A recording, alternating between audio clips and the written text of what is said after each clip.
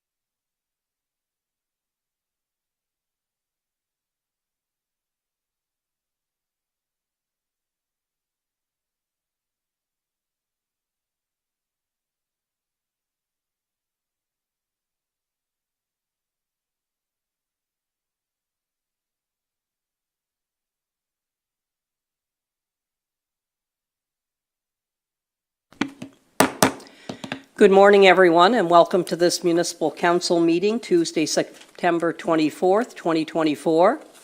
I'd like to acknowledge that we're in Mi'kma'ki, the ancestral and unceded territory of the Mi'kmaq people. Are there any announcements, acknowledgements, or recognitions? I would like to start with Truth and Reconciliation Day. September 25th to 30th is National Truth and Reconciliation Week, a time to focus our attention on the legacy of residential schools and our shared history with First Nations, Inuit, and Métis people throughout Canada. Monday, September 30th is Truth and Reconciliation Day in Nova Scotia, which honors residential school survivors, their families, and communities. This is the fourth year Nova Scotia has recognized Truth and Reconciliation Day after the federal government passed legislation in 2021. There are opportunities next week for all of us to take an active role and acknowledge the legacy of residential schools. Whatever you choose to do, I hope you will be part of the conversation and continue your learning beyond the week. This is incredibly important to building understanding and making the future better.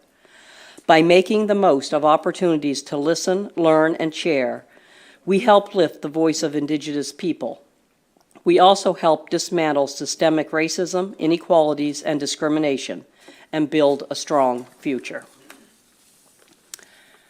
I will ask again from Council, are there any other announcements, acknowledgements, or recognitions?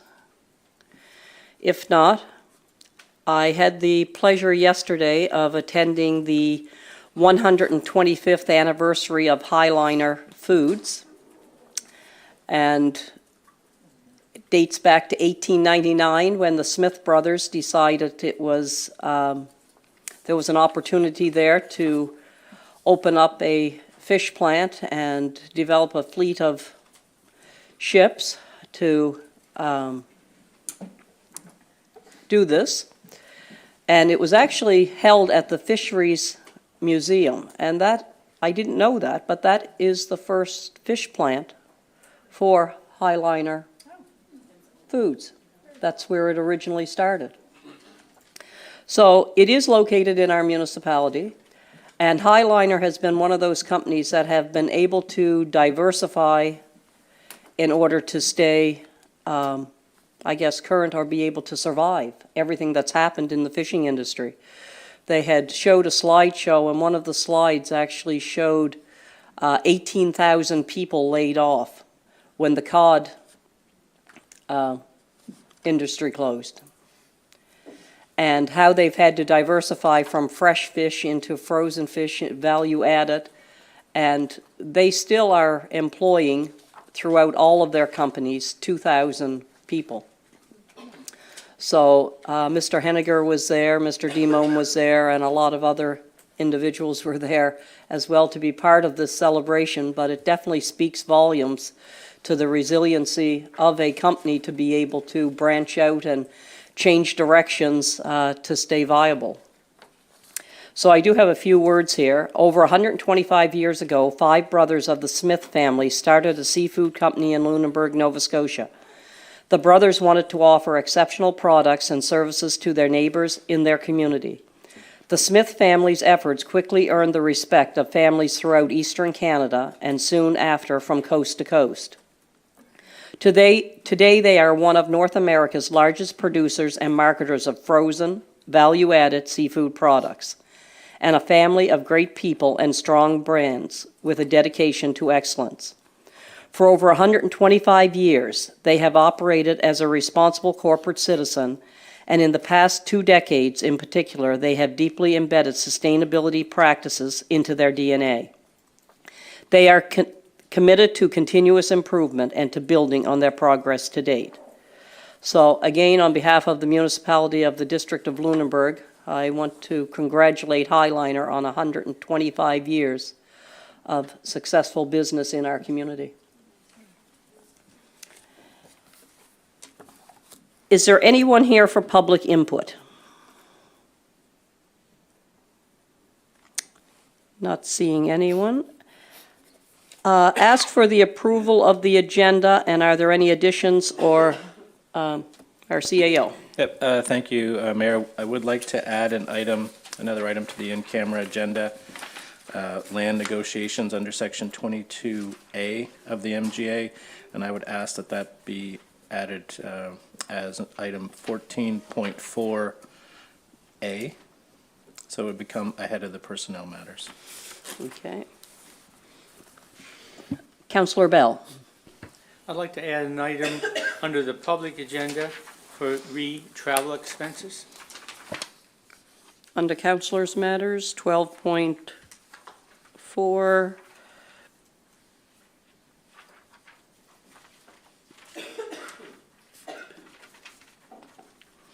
Okay, would someone move the approval? Oh, sorry, Councillor Greek.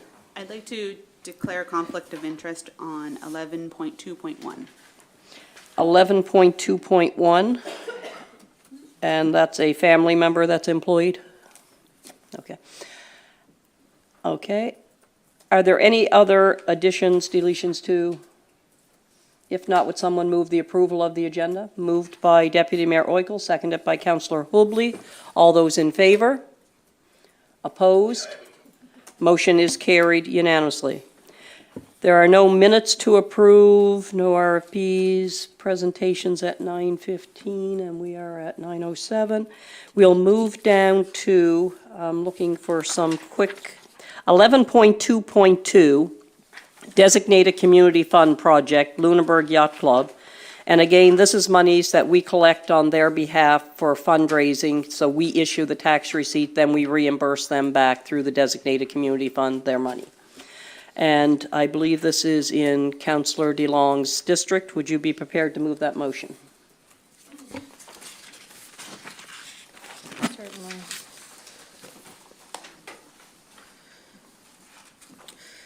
To our Honor, Mayor Bolivar Getson and members of council, I move that municipal council grant the Lunenburg Yacht Club $15,220 as per the criteria outlined in Policy 048, Designated Community Project Fund, and I so move. Moved by Councillor DeLong, seconded by Councillor Vino. Discussion on the motion? If not, all those in favor? Opposed? Motion is carried unanimously. We'll move down to 11.3.1, and this is an amendment to Lunenburg County Anti-Racism and Diversity Committee. And who would you like to move? So this is a bit of a Read. housekeeping item. With the departure of the previous staff member, the other units have extended the term to allow for a full 2-year term. So we're just looking for the same, the rest of the provisions of the agreement remain the same. And Councillor Greek, would you be prepared to move that? Yes, thank you.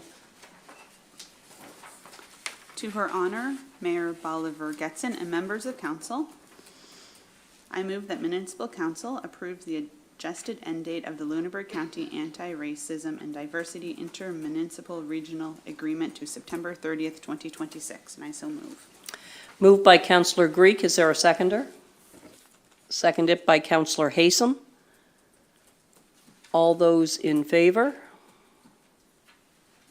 Opposed? Motion is carried unanimously. We will go to 10.1.1, Good Neighbors Building Society request.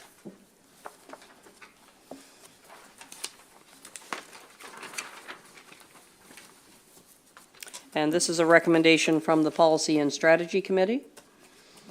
And I would ask if Councillor Haysom would be prepared to move that motion. Certainly. To Her Honor Mayor Bolivar Getson and members of council, I move that municipal council accept the recommendation of the Policy and Strategy Committee and award $8,000 to the Good Neighbor Builders Project from the Recreation budget, and that these funds be contingent upon the project receiving sufficient funding from other partners to enable the project to be implemented in MODL, and further approve the requested in-kind and staff support, and I so move. So moved by Councillor Haysom, seconded by Councillor DeLong. Discussion on the motion. Councillor Stanton. Just a quick question, if I could. Is the in-kind and staff support over and above the $8,000, or is that included in the $8,000? And I'm assuming that they submitted a budget for the full amount, if this is like 10% of the budget, or a percentage of the budget? Director of Recreation, Trudy Payne.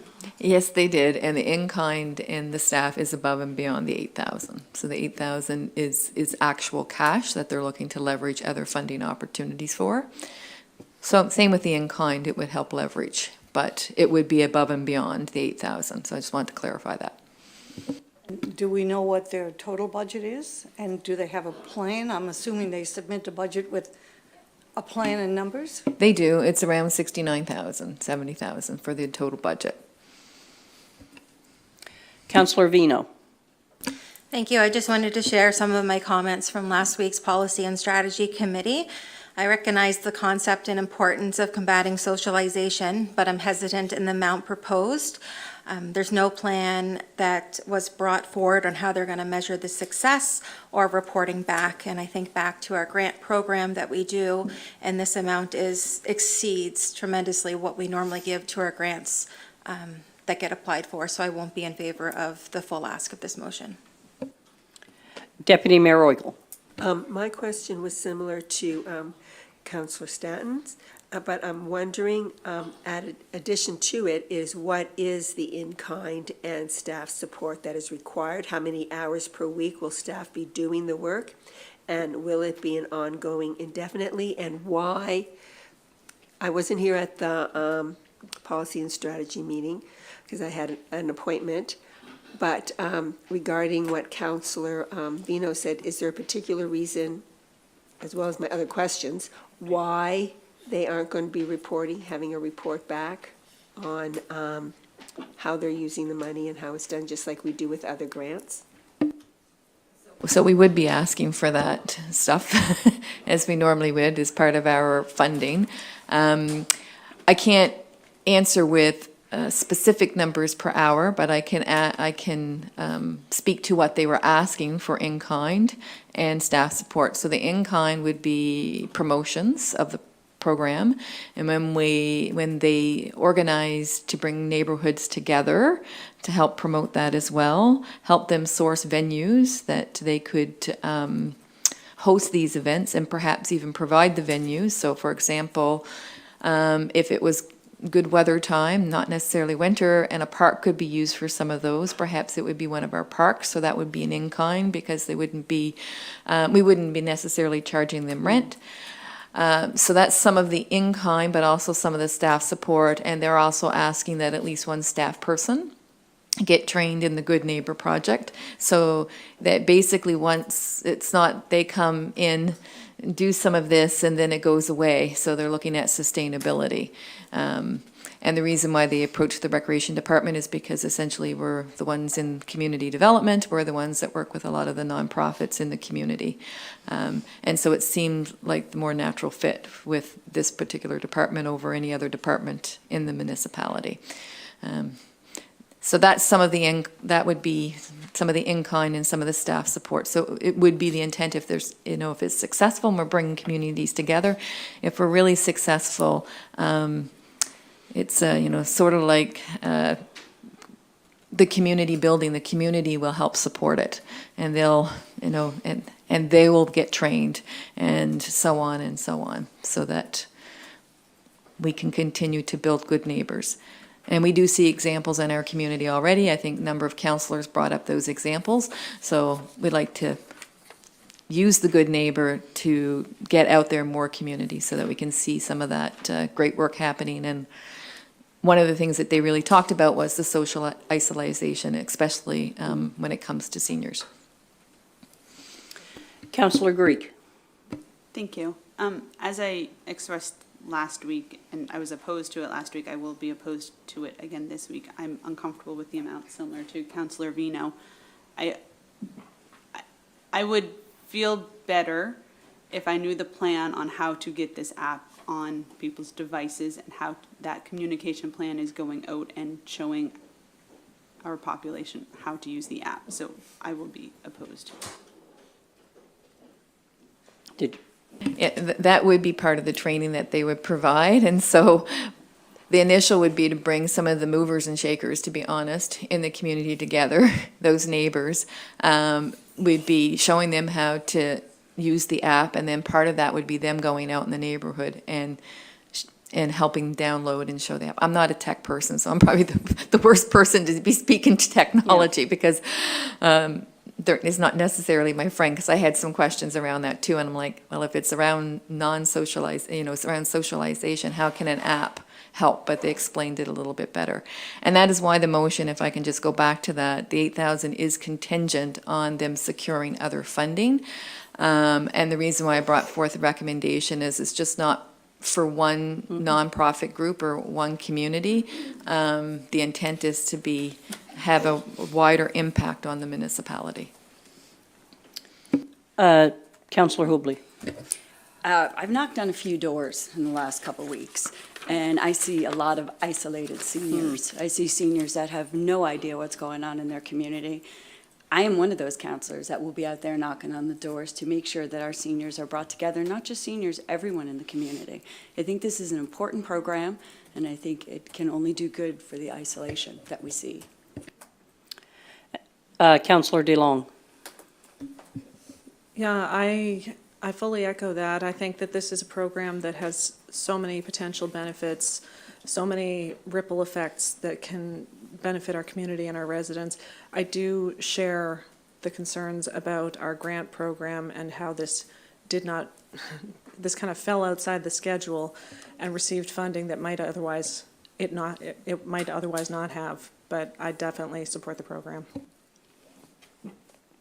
Councillor Stanton. Thank you. Is this funding to set up an app, or is it actual funding to go out in the community and put on events? It's both. It's Yeah. it's a number of things. It's to go out in the community, put on events, bring neighbors together for the app, but also to train staff, to train others in the in communities. So hence why the budget is more like 70,000. This is bringing you're offering the program and you're training those people in the communities.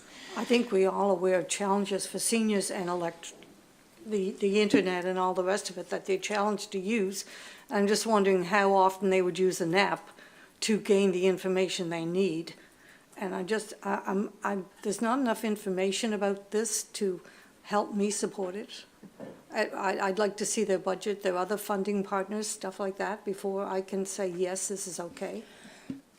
And I do know that we've applied to they're looking for the New Horizons funding, which is senior funding. They're looking at other opportunities as well. I just want to stress that the app is just one tool. Doesn't mean to say that everybody would necessarily choose that. I probably wouldn't choose it, to be honest.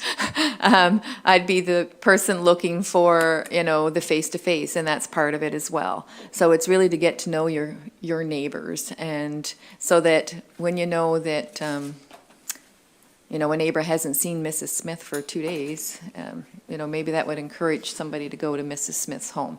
And that's really, it's about building community, and it sounds like a simple concept, and I think it is. It's just that it's not as prevalent in today's society as perhaps it once was. And I would like to say that the social isolation piece is huge in our municipality. There are so many, not just seniors, but individuals living alone and do not have that connection to the community. We have a lot of new residents who have moved here. And I think that this is a step in the right direction. It is contingent on them receiving other funding. It's not handing them $8,000 without any checks and balances. It definitely does have that in place. I want to use an example. I was at the Corn Boil in Maplewood, and I spoke to just about everyone who was there. And this one individual, and they were not a senior, but it was the first time they ever attended one of our social events as such. And somebody who recently lost their husband. And she said, I was encouraged to come out. And she said, I'm so glad I did. She said, I've been sitting home and the ability. And then I seen her out in Maplewood at the breakfast, volunteering. So when I see this happening, I know that it will work, just based on somebody giving that little extra push or that little extra help to get people mobilized in their communities. And it does reflect on the volunteerism. When people get engaged in the community, then there usually is that spin-off to people wanting to be volunteers and to help out. So again, it is contingent on other funding being approved. So at this time, I would ask Councillor Moore if she would be prepared to move that motion. Yeah, it's already on the floor. Oh, sorry. I guess I don't need to move it again. Okay, all those, are there any other questions? Councillor Bell? I would just like to make comments before we vote, okay? I just got slow in my process to get on the list. I am going to support the motion. I am somewhat uncomfortable with the amount, but it's a program that is absent within our municipality, which I do know exists in other areas. I assume that they will be successful, and if they are, they may come back again for funding in a future year. But one of the things I will be looking at is that they provide, with their grant or request for funding, a balance sheet showing their expenses for the past year. I will no longer be comfortable with just providing proof that they made an annual report to Registry of Joint Stocks, which currently apparently is one of the things that we allow now, because there are some groups that have not provided balance sheets to us, only proof that they register with Registry of Joint Stocks, which normally has a requirement that they provide their balance sheet for the year. But we have individuals within the municipality who are members of the groups or group that have never seen a balance sheet. So I just want to make sure that it's done in a new way in future applications. But I will be supporting this current request. I'm going to refer that to our Director of Recreation because there is accounting practices in place.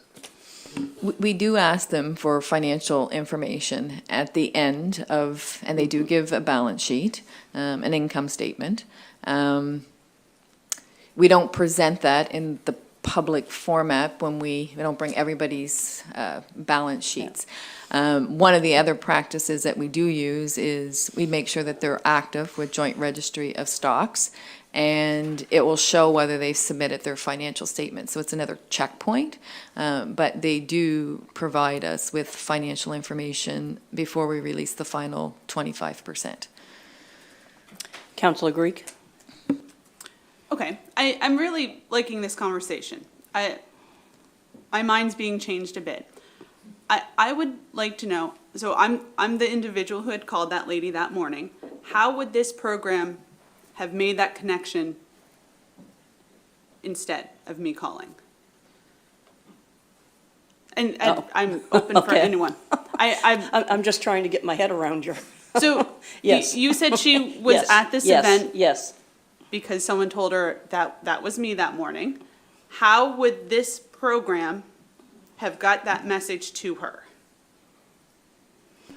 I can't give you 100% Yeah. guarantee that it would have, but the intent is that we would have people in the community, the good neighbors in the community, they would be aware.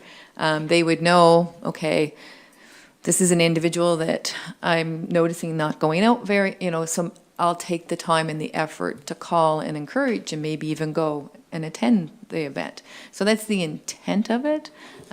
Whether that person would have gotten that call, I can't 100%, but that's, that's the intent of it, is that people would get to know who's in their neighborhood. One of the things that I believe when Barry was here that he presented, that sometimes neighbors just go and mow others' lawns and do things or take them to a doctor's appointment because they've gotten to know their neighbor and they know what kind of supports they need. So if they recognize the support that they need to get out and socialize more, I would anticipate that that neighbor would initiate that conversation. And that's an individual in the community that lives in the community and that you know in the community. There's a lot of new people in our communities, and the opportunity to reach out and to hopefully get them involved and being a part of the community. We have 3 speakers. We did have a 9:15 presentation. I have Councillor DeLong. Yeah, just to that point, I mean, having an engaged counselor that makes the effort to help individuals get out of their social isolation, thank you, and go to these events, to have a municipality that supports these events, that's a win. So I think that this program will be fostering that, and I think that using the counselors as ambassadors for it, that's part of how it's designed, right? Deputy Mayor Oikel. I was just going to say the exact same thing that Trudy said, that it would probably help neighbors get to know neighbors. Yeah. So that people would know and talk to each other, because we have gotten away from that because of COVID. And it would bring it back, I believe. And Councillor Hubley. Thank you. Councillor Greek, it's my hope by voting in favor of this program that there'll be more people in the community like yourself, more people that are aware of what's going on and can reach out to the people that need the encouragement to get out there. So are there any further questions? If not, all those in favor? Opposed? Opposed is Councillor Staton and Councillor Vino. Motion is carried.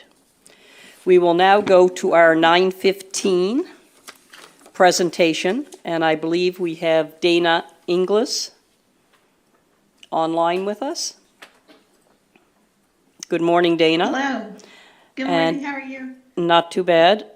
You're joining us virtually to share informational presentation from Adult Learning Opportunities, so welcome. Thank you so much. I have a presentation, if I can share that with you. First, I'll introduce myself. I am Dana Inglis. I am the admin support at Adult Learning Opportunities in Bridgewater. I'd like to thank you so much for having me today. I know it's a busy time of year at this point, so I appreciate your time. So if I share my presentation here.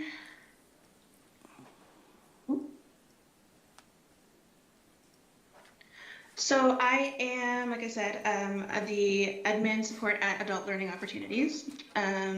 We have a couple changes to our programming this year, so I'd like to share that with you today. But first, I'd like to say, what is ALO?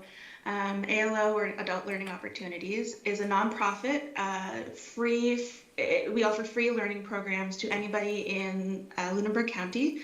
It's available to adults 18 and over in our community, anybody with a valid social insurance number, permanent resident, or work permit. And we offer upgrading skills for employment. We offer literacy and numeracy classes, which is your reading and writing and math, and computer and digital skills, and the CAEC, which used to be the GED. It has changed since, and now we're offering the CAEC, which is a Canadian program. We are sister companies with Nova Scotia Works, so we're all under the same bracket. So we do a lot of work with them as well.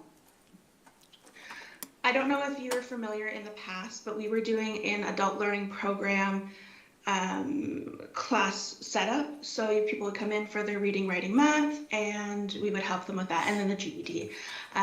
From the beginning of September on, and from now on, we'll be working through the E3 framework instead. So the E3 is education, essential skills, and empowerment. And because we work with Nova Scotia Works, we also include employment in there. So it's E4 really for us. But all of our programs fall into this E3 framework, with the exception of 2 programs, which I'll talk about in a second. So before we had the adult learning program, 1 and 2, now we have literacy and numeracy. So the literacy is broken down into 2 programs. We have language basics, which is your very fundamental reading and writing, grammar structure, punctuation, things like that. And the powerful paragraphs, which is your note-taking, your reports, emails, writing etiquette, and how to understand the sentence structures. We also have our numeracy, which is your basic math and approaching math anxiety, because we notice a lot of our learners have math anxiety. We also are introducing this year Michelin Math. As you know, as I'm sure you know, there is a entrance exam to get into the Michelin, to get a job at Michelin, and it's not easy. So we offer support for those programs, and it approaches the same way, the anxiety and really understanding what will be on the exam, as well as what math will be necessities for the job. And we work a lot with Nova Scotia Works, so we boost the confidence in the math piece, and then we send them to Nova Scotia Works to beef up their interview skills and send people to Michelin feeling comfortable and confident in their skills. And then with the employment piece, we have a Skills for Success course, which is note-taking, active listening, and time management. We market it for employment, but it's good for employment, it's good for personal development, it's good for education, really any sort of skill development. And then we also have a Work Smart, which is your communication skills, teamwork, document use, stress management, mindfulness, and we're trying to tip that towards retail skills as well, so that way we can have our learners approach the workforce in a positive and confident way as well. And then we have our digital skills. I know you guys were just talking about digital use, so we have some classes that can help with that. So we have our basic digital skills, which is any sort of phone, tablet, laptop, computer, anything that's digital, we can help people learn. Again, there's no limit as long as you're over 18. And it starts right from the very beginning up until things like Zoom, Teams meetings, email, Microsoft Word, things like that. And then we have our basic computer skills, which is upgrading from that. So it's the next step up. And that is an evening class as well. And then we have our two other programs. We have the CAEC, which was formerly the GED. The GED was an American program, and in May, it switched over to a Canadian program. So it's countrywide, and it is more accessible, a lot more user-friendly, and based in Canada. We're still developing, or the province is still developing text for that, but we are working as closely as we can with them to try to provide the best information we can for our learners. And then we have Computers for Seniors, which is 55 plus. It is community-based, so as long as you're over 55 and living in the community, they're welcome here. And we're holding all of our classes in our space this year. We had an open house last year that I believe some people attended, and we were in the same spot, and all of our classes this year are from that area. So benefits to the community and individuals that you may be working with. We have preparing for jobs in the job search, meeting others, networking, practicing social skills. All of our class participants receive a certificate of completion, which helps build portfolios. We have hard skills, soft skills, and a lot of success stories. And that's really all I have here today. Just let me find you again. Here we go. If I have a minute, I can share a couple success stories. We have one learner who came in with a literacy. We have an assessment called the camera assessment. And we had one learner come in with a score of an 18% on his reading, and by the end of the year, he had an 80%. So he improved that much. He was coming every day, absolutely loved it. And we really saw not only his skills improve, but his confidence, and he was able to apply it to real world situations, things like writing his business cards and realizing grammar mistakes that he had made and able to go back and fix them, and developing a website with the computer skills. It was really fantastic to see. Another quick success story we have is a learner who was very shy, and she came in to work on math, and as her skills developed, not only with the math skills, she was able to tell time by the end of the class, do multiplication up to like 6 times tables, really great hard skills like that. But because she was working with others and interacting with the instructors and myself, her confidence went up, and now she's able to advocate for herself and speak up when something's not clear for her. So it was really fantastic to see not only the hard skills develop, but those soft skills as well. And I think our program is really going to take off this year. We have that new framework, but I think it's going to work the best. We have fantastic numbers at the moment. 3 of our classes are just about filled. We're looking for a few more, but it's really been a really great start to the beginning of the year, and we think it's going to continue for the rest of the year. And that's really all I have. If you have any questions, I'd love to answer them. Councillor Staton. I don't have a question, but thank you, Dana, because I'm at the basic computer skills course now, and I'm enjoying it, and I'm hoping my success story will be like the one you just told. I am glad to hear that. I think it's going to be a good class this year, and everybody seems very eager. So, if you've learned one thing, we call it a success. But we'd love for you to learn more, of course. Councillor DeLong. Yeah, thanks for your presentation. I'm wondering if you have programs that are tailored to newcomers to the area. So that has been something that we have been considering. We can't offer English as an additional language at the moment, but a lot of our newcomers have been taking our English literacy, because where we're not teaching English as an additional language, we're able to teach how English works. So that has been really beneficial. We, of course, send people to the Language Academy in Lunenburg if possible, and a lot of people do both. Our classes tend to be open for everybody. We haven't really seen, with the exception of the literacy class, we haven't really seen a trend of newcomers or not. It's pretty open to anybody. We are always looking for input. So if we see a need that newcomers are wanting, we can definitely look into offering that in the new academic year.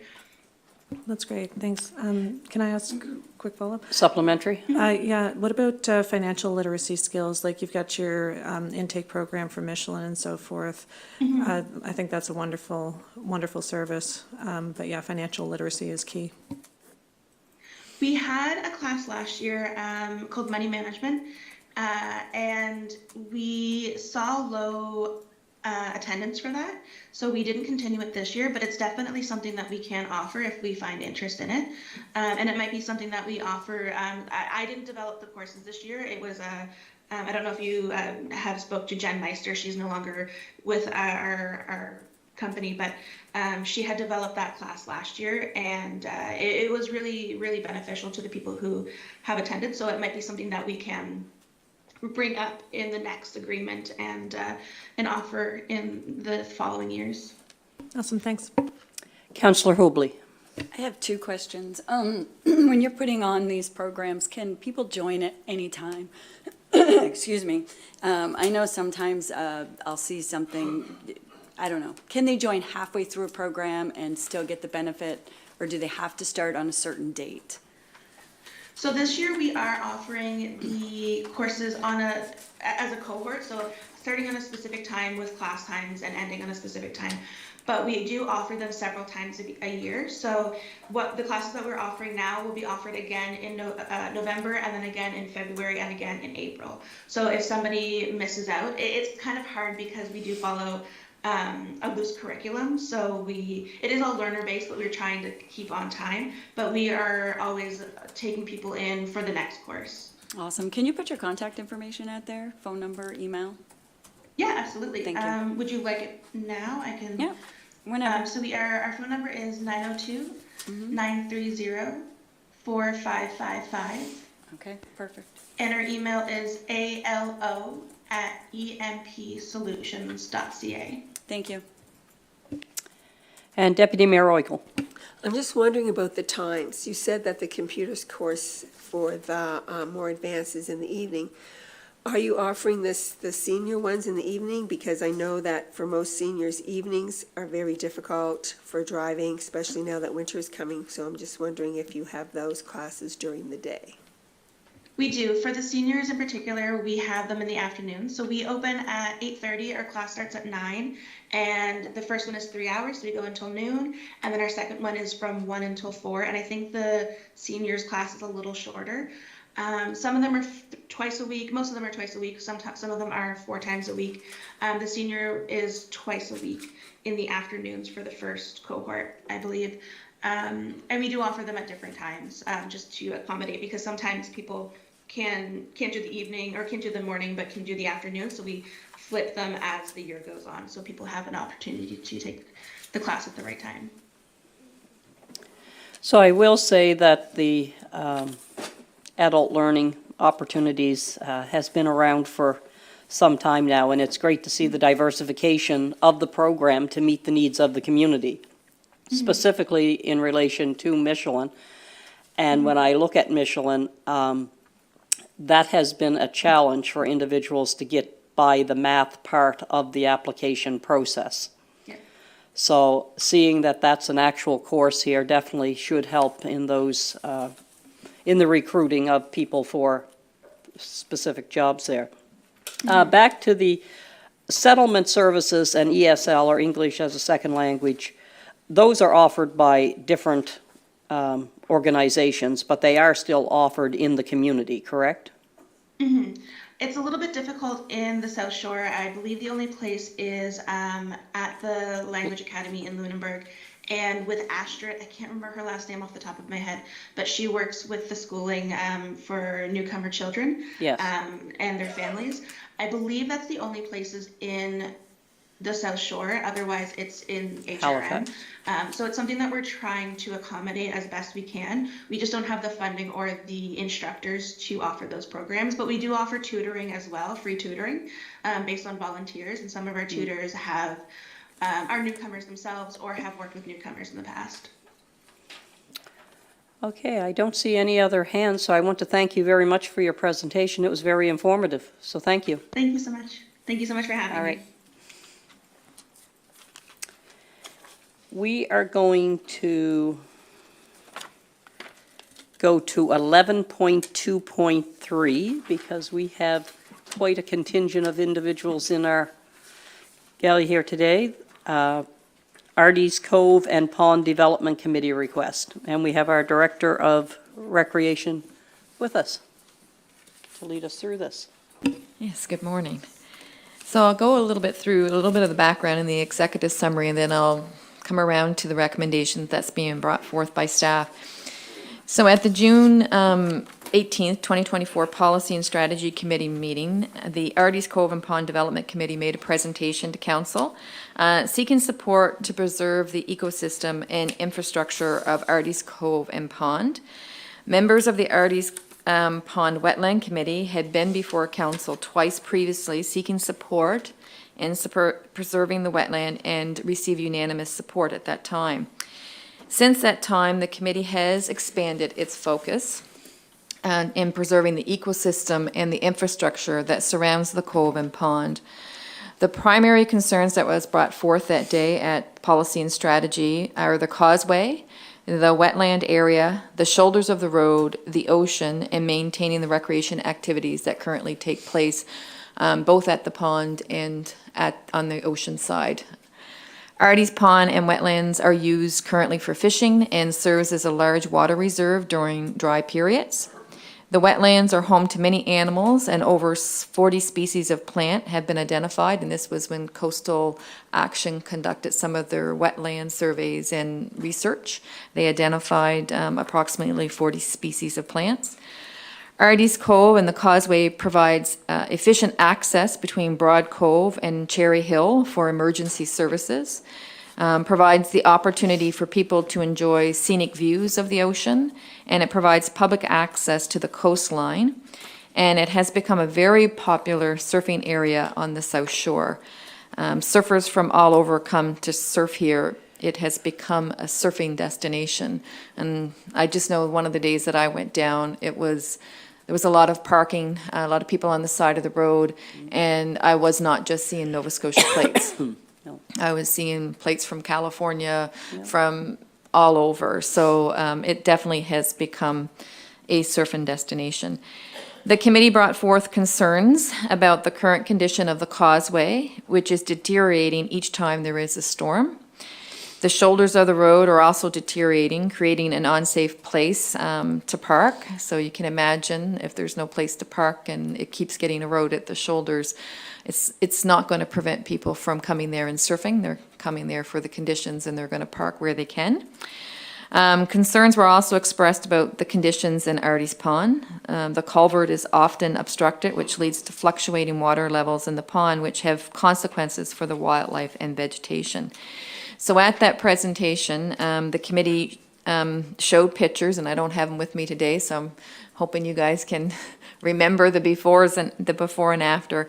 And they showed pictures of the current conditions of the area and pictures of what a future could look like if certain repairs were done that would see improvements and protect the area. At the presentation, the committee outlined 5 things that they felt need to be done in the area.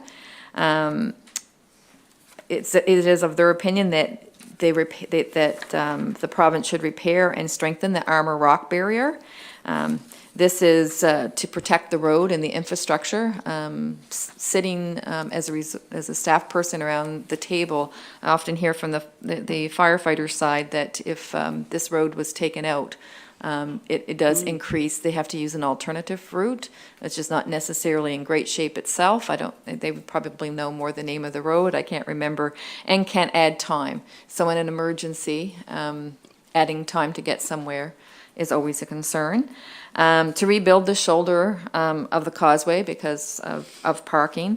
There is a piece of property that is owned by Public Works to possibly look at infilling that public land to add additional parking to increase the safety, and to install a proper boat ramp at the pond and install interpretive signage and to install a vertical drain at the wetland. So specifically, this is what they feel needs to happen around the area for infrastructure improvements. And on that day, when they made the presentation, they had 3 requests of council, which was to write a letter to the applicable provincial departments advocating and supporting the proposal that they presented that day on June 18th, provide funding for additional wetland research to emphasize environmental impacts, and to provide co-funding for tourism and recreational resources for items such as interpretive signs. So that gives a little bit of background on the presentation that was made on June the 18th. So the recommendation that's being brought forth to staff today is for council to consider writing a letter to the applicable provincial government departments outlining the requests made by the committee to preserve the ecosystem and infrastructure of Artie's Cove and Pond. The second request was that the recommendation coming from staff is to request that the committee submit a budget outlining the cost to conduct additional research around the wetlands. The budget should also outline anticipated revenue sources. Staff would then be able to determine if there's any municipal grants that could be applicable or direct them to other possible funding opportunities. It was my hope that before I brought this report to council that I would have an estimate from Coastal Action. I did not get that in time for the report. However, I did get it yesterday, and the estimated cost from Coastal Action was roughly $4,500. I do know that the committee has about $2,000 themselves to contribute. So I just wanted to give that additional information. It's unfortunate I didn't have it before the report. And the third was to revisit the request to co-fund any tourism and recreational resources for items such as interpretive signs until the committee has a more robust plan and budget in place. So it was actually to defer that request to a later time when they can come back with a more robust plan. So that's the recommendations. And just in conclusion, I should mention that it is the intent of the committee to reach out to the Nova Scotia Public Works and the MLA for the area, to engage them in further conversation, and to introduce the proposed solutions that they feel would help preserve the ecosystem and infrastructure of Artie's Cove and Pond. So preserving Artie's Pond and wetlands has been a topic of discussion for a number of years. In recent years, the focus has expanded to include the protection of the road, as it serves as a major route for emergency services, and these services would be impacted if the road was taken out of commission due to storm activity. The scope of concern also now includes the parking concerns, as the beach has become a well-known area for surfers. And so, in conclusion, the committee is looking for support from council to advocate to the province to put in place infrastructure that would protect the pond, wetlands, road, and beach, and to put amenities in place to enable the current recreational activities that are currently happening to continue to happen, but in a much safer manner. So I'll open the floor to any questions of my recommendation. Councillor Haysom. Thank you very much, and thank you, Trudy, for this comprehensive sort of overview. I know that this group has been working on this issue for a long number of years, and it's been in front of council a number of times. This group also has buy-in from many different areas of the community and different aspects of the community. And I think that their goal all along has been to say, you know, we keep highlighting the importance of this area in terms of recreation, transportation, safety, all of these things, but, you know, how can we get the province and other organizations as well to buy in and help us work together to address some of the concerns in this area? And so the move to bring this in front of council, again, is to say, please, you know, help us.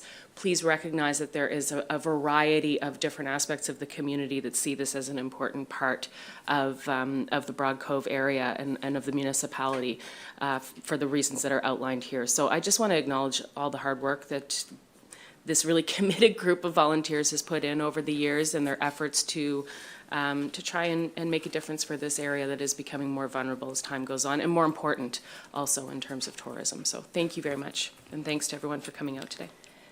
And Deputy Mayor Oikel. Yes, I remember the presentation, and very well done, and I really liked the visuals that they said of what it would look like in the future. It was really good. My only concern is regarding the additional research around the wetlands. And I'm just wondering whether or not that is something that is really basically a waste of money, because I'm wondering how much more information they will get from spending the money on that the province doesn't already know and doesn't already see. I'll try to answer that question. I think they want to do additional research. They did have an expert come, and it was recommended that they do some core sampling and do some additional research. And I think it's just really to expand further, to really clarify that this is a wetland area and it's not just the pond, that it goes beyond that. And just really to have more evidence-based information when approaching decision makers. Supplementary, Deputy Mayor Oikel. Thank you. So then I'm assuming the province does have a list of wetlands, and this area is not on that list then. Is that correct?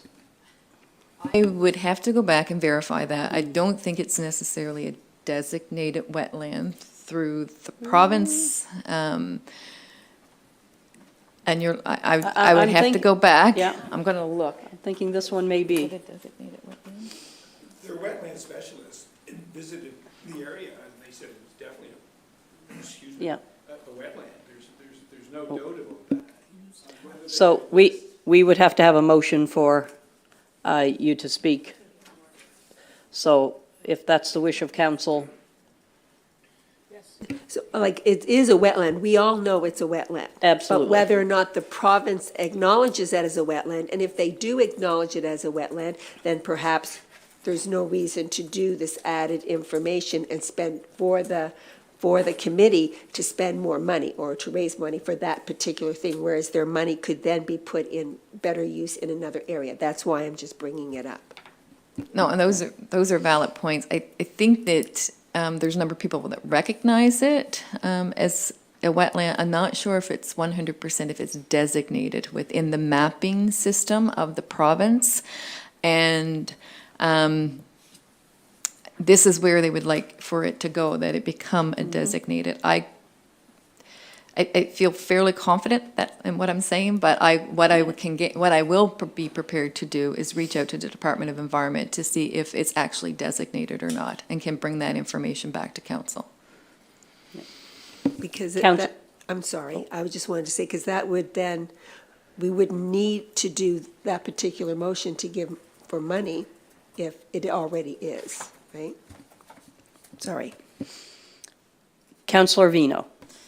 Thank you. I just have a comment to make, that I will be in support of anything we can do to make this area continue to be a hidden, no, not a hidden gem, a well-known gem, actually. And I think it goes far beyond the residents of Broad Cove and the municipality. As the mayor has stated, you often see license plates there from outside of Nova Scotia. And while I'm not a surfer, and you won't find me on a surfboard, I've definitely made a point to stop and watch. It's pretty incredible what comes into that little cove and what people can do.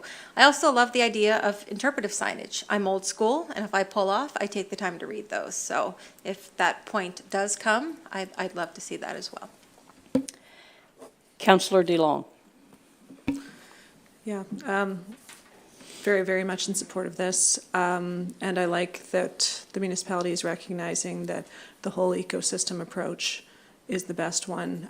That's what happened with the Oakland Conservation Zone, where we have the marshland that leads into the wetland that leads into the beach. And I think that this is a very good approach. And I hope that this group is in contact with MICA, Mahone Island Conservation Association. They have some very good thoughts on this. So I also would like to speak to this, and I want to thank the residents and the committee for coming in this morning. This has been on our docket for some time now, and I've seen many different iterations of what should happen with Artie's Pond and how to move forward.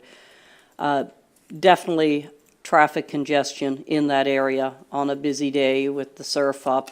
The Armor Rock, we may not like the look of it, but it definitely does help to keep our infrastructure in place. So if Armor Rock could be placed there and a parking lot extended or a paved shoulder or some type of shoulder put in place to get those vehicles off the road, it definitely would add to the safety of the area as well. So definitely fully supportive of that. Looking at our coastal protection guidelines, and I see that we have Reed with us, when we talk about installing a proper boat ramp at the pond and install interpretive signing, and this is, I thought this was a designated wetland, but I may be wrong on that. And I'm just wondering how that would play out, or what criteria would be in place to do that. And I guess when we're talking about a proper boat launch, we're talking about passive such as kayak and canoe, because it's a very, it would be great to go in and see the flora and so on in there, but it's also not something for a speedboat. So thankfully, we have other people in the room that's a little smarter than me. Reed has confirmed that it is a designated wetland. Yes, I thought it was.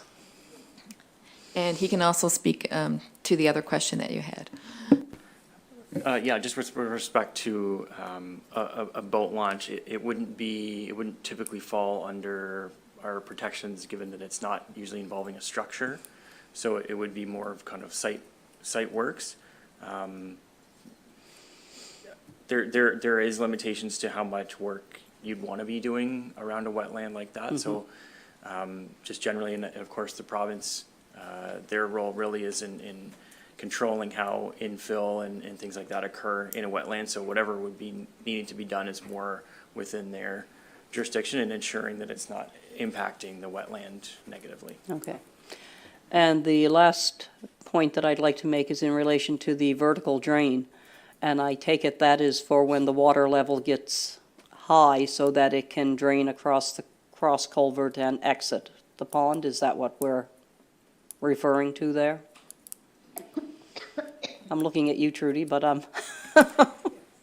I think so, yes. I believe that would be the, And, you know, I know that the committee had brought forth a particular structure, but they're not necessarily set on that Yes. particular structure. It's just to help with the water levels. yeah. Yeah. And I hope that the beavers have been kind to you lately, because they have caused some grief with the blocking off of this, with the elevation of the water and so on over the years.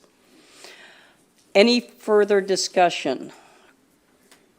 Okay, if not, we do have three motions, and I would like to start with Councillor Haysom, if she'd be prepared to move the first one. Thank you very much. To Her Honor Mayor Bolivar Getson and members of council, I move that municipal council write a letter to the applicable provincial government departments outlining the requests made by the Arties Cove and Pond Development Committee to preserve the ecosystem and infrastructure of Arties Cove and Pond as presented by the committee on June 18th, 2024, and I so move. Moved by Councillor Haysom. Is there a seconder?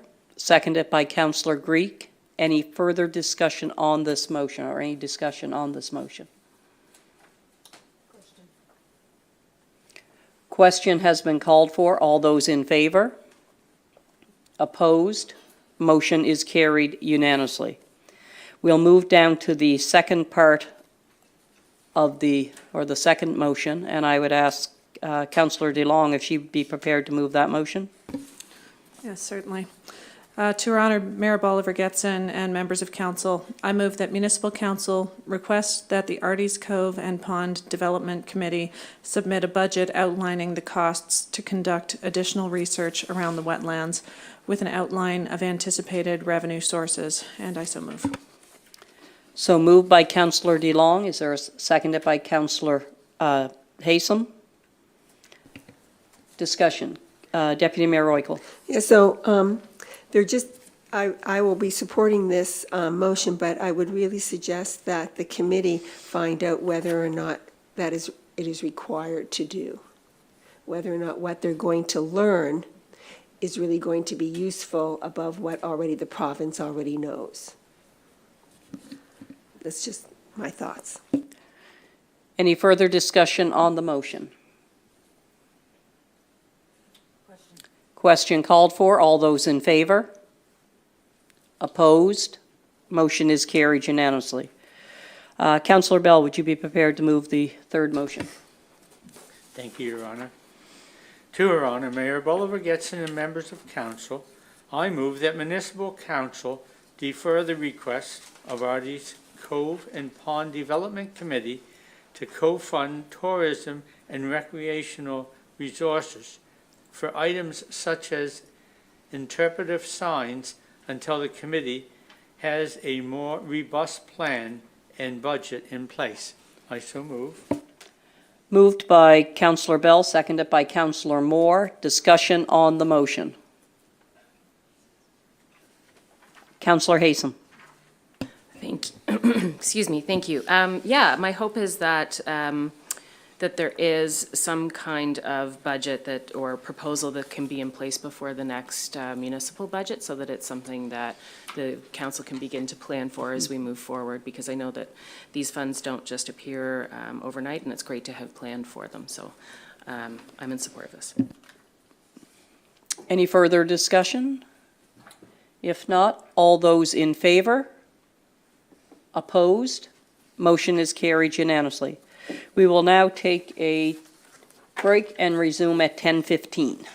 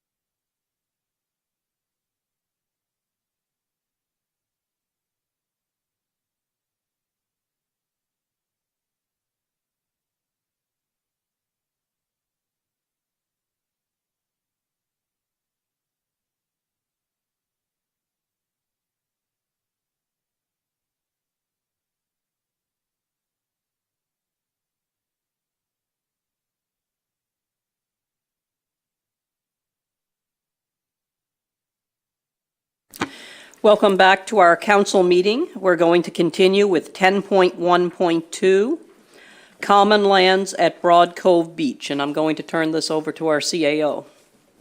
Thank you, Mayor. So, just by way of background, this issue was before previous council back in 2018 or 19, when the council of that time asked the province to consider exercising its power to take ownership of property that is assessed and registered at the Registry of Deeds as owner unknown. The government at that time declined council's request, and then this council made another request to the Minister of Natural Resources to exercise its authority. The minister has confirmed that the province will not act and take ownership of the property, and the reasons that they gave include that the parcel does not satisfy the criteria, and that natural resources and renewables uses to acquire land using the owner unknown process. They also pointed out that additional concerns remain that there will be an expectation from the public for natural resources and renewables to address complaints or requests about or for the use of the land. They noted that there's also concerns that a person or persons claiming ownership interests may come forward. And finally, Natural Resource Renewables could not guarantee that it could transfer ownership to MODL if it did acquire it. MODL made a compelling case for the province to act, indicating that the MODL would take ownership and that MODL had a community association in Broad Cove that was willing and prepared to manage the property if it came into MODL's hands. The province indicated that if we wanted to acquire the property, that we should exercise our legal options to move forward, which is expropriation. That is the option that is being presented to council today for consideration. The recommendation from the Policy and Strategy Committee was to initiate the expropriation of the Broad Cove Common Lands. That process would involve retaining legal counsel to commence the required action in Supreme Court. To expropriate the lands, it would be supported by a market value appraisal of the property. That market value appraisal would identify highest and best use in order to assess the value. The value amount would then be placed into court, and the expropriation would move forward. Anyone claiming an interest in the property would make application to the court for all or some of the money that represents the value of the property. The process would come in steps, so council would have to make a series of decisions as it moves forward, and if at any point council decided that it no longer wanted to proceed with the expropriation, then it could stop. The Broad Cove Community Association has continued to maintain that it is prepared to enter into a management agreement for the property. So at the end of the day, if MODL does become the owner of the property, we would have an organization in the area that is prepared to step in and manage it for us. So the recommendation from the Policy and Strategy Committee was that Municipal Council accept the recommendation of the Policy and Strategy Committee and initiate the expropriation of the Broad Cove Common Lands, PID number 605-92581. And I would ask Councillor Haysom if she'd be prepared to move that motion. Certainly, and then I'd love to speak to the motion as well. I'm sure you would. To Her Honor Mayor Bolivar Getson and members of council, I move that Municipal Council accept the recommendation of the Policy and Strategy Committee and initiate the expropriation of the Broad Cove Common Lands, PID number 605-92581, and I so move. So moved by Councillor Haysom, seconded by Councillor Bell. Discussion on the motion. Councillor Haysom. Thank you so much. So the issue with, putting this forward to owner unknown was so that there could be some kind of oversight about this property. It's currently, no one can make a complaint about things that happen on this open common land. No one's technically responsible for keeping it clean or managing it or keeping it safe. And the Broad Cove Community Association has been doing that work on behalf of the community and the wider community for a long time. I put a piece of paper on your desk and it sort of outlines the number of times over the years, over the last, at this point, 22 years, that this association has been trying to address the ongoing issue of this owner unknown land.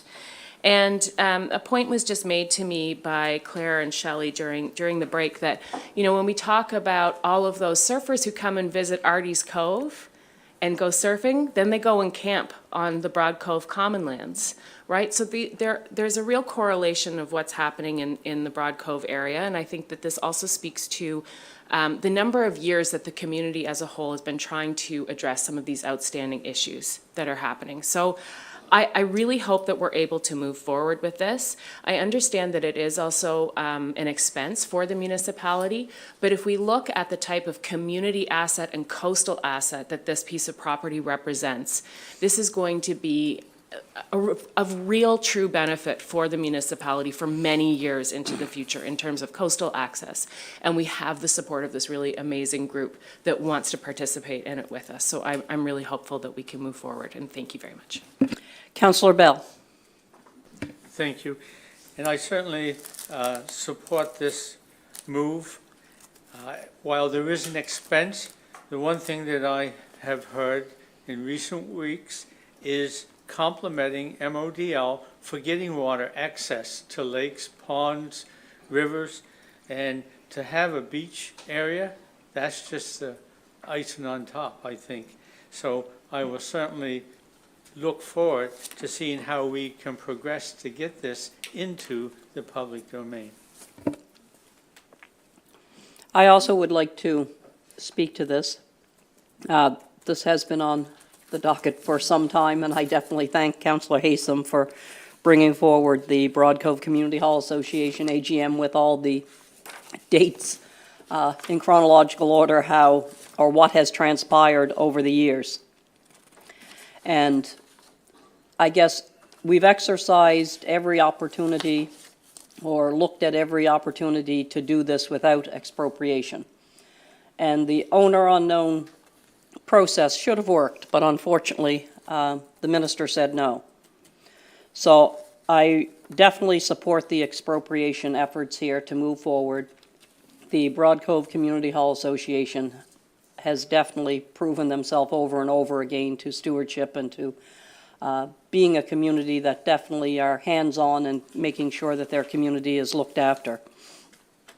So again, I did hear you say the expense associated with it. So just to be clear, the expense associated with this would be the value of the land would be placed into some type of... Yes, so the, we would have submit once we'd have we a do the... market value appraisal that would ascertain the value of the land. That amount is then paid into court and sits there against anyone that has an interest. There is no owner listed on the Property Online database. So there would be an initial step if anyone wanted to advance a claim of ownership to establish how they're claiming ownership, because at present there is, and it's owner unknown. There would be legal fees incorporated into whatever path we go forward. So there's the cost of the market value appraisal, there's the cost of the legal fees, there's the amount placed into court, and then if it's contested, the legal fees will go up. But if it is contested, at any time, the municipality can say, we're not going to move forward, or we're pausing, or expenses are getting too high, or this is now a contested matter. So the motion that's being requested of council at this point is to initiate the process, and then we will continue to update council on each step as we move forward, so that council will be making actually a series of decisions as it relates to the expropriation. It's not just one decision at the end and it's done. It's going to be a series of decisions approving each stage as we move forward. And maybe, Tom, you could speak to the timeline of what we expect for this process to happen. Best case, worst case. So because it's an application in Supreme Court, first we'd retain counsel, they'd review it, they'd confirm that the title is owner unknown, that's very quick. And then it's getting the documents in place, file them with the court. We would expect, it's hard to do anything in Supreme Court in less than 6 months. But if it's an uncontested matter, we would expect that we would fall within that timeline. And if we learn that it's contested and the expenses are anticipated to go up, then council can make, again, a series of decisions. So council will be updated. There will be a series of decisions that have to be made. At the end of the day, if we're successful and we do get ownership, then we would negotiate a management agreement with the Broad Cove Community Association, and council would then have to approve that. So that would be the last decision that council would have to make. But the land, under what we're talking about, would still continue to be owned by the municipality, but managed by the local community. And through ownership, the municipality would be able to have oversight and act in the interests of the property, which would be then, the stewardship would actually be actioned by the community association. Councillor Moore. Thank you. Tom said that there would be a series of steps. I would think that, I mean, we're saying in the motion that we're going to initiate the expropriation. It doesn't say that we're going to do the expropriation. Is there a difference there? Yes, so by initiating the expropriation, we'll have a market value appraisal done of the property.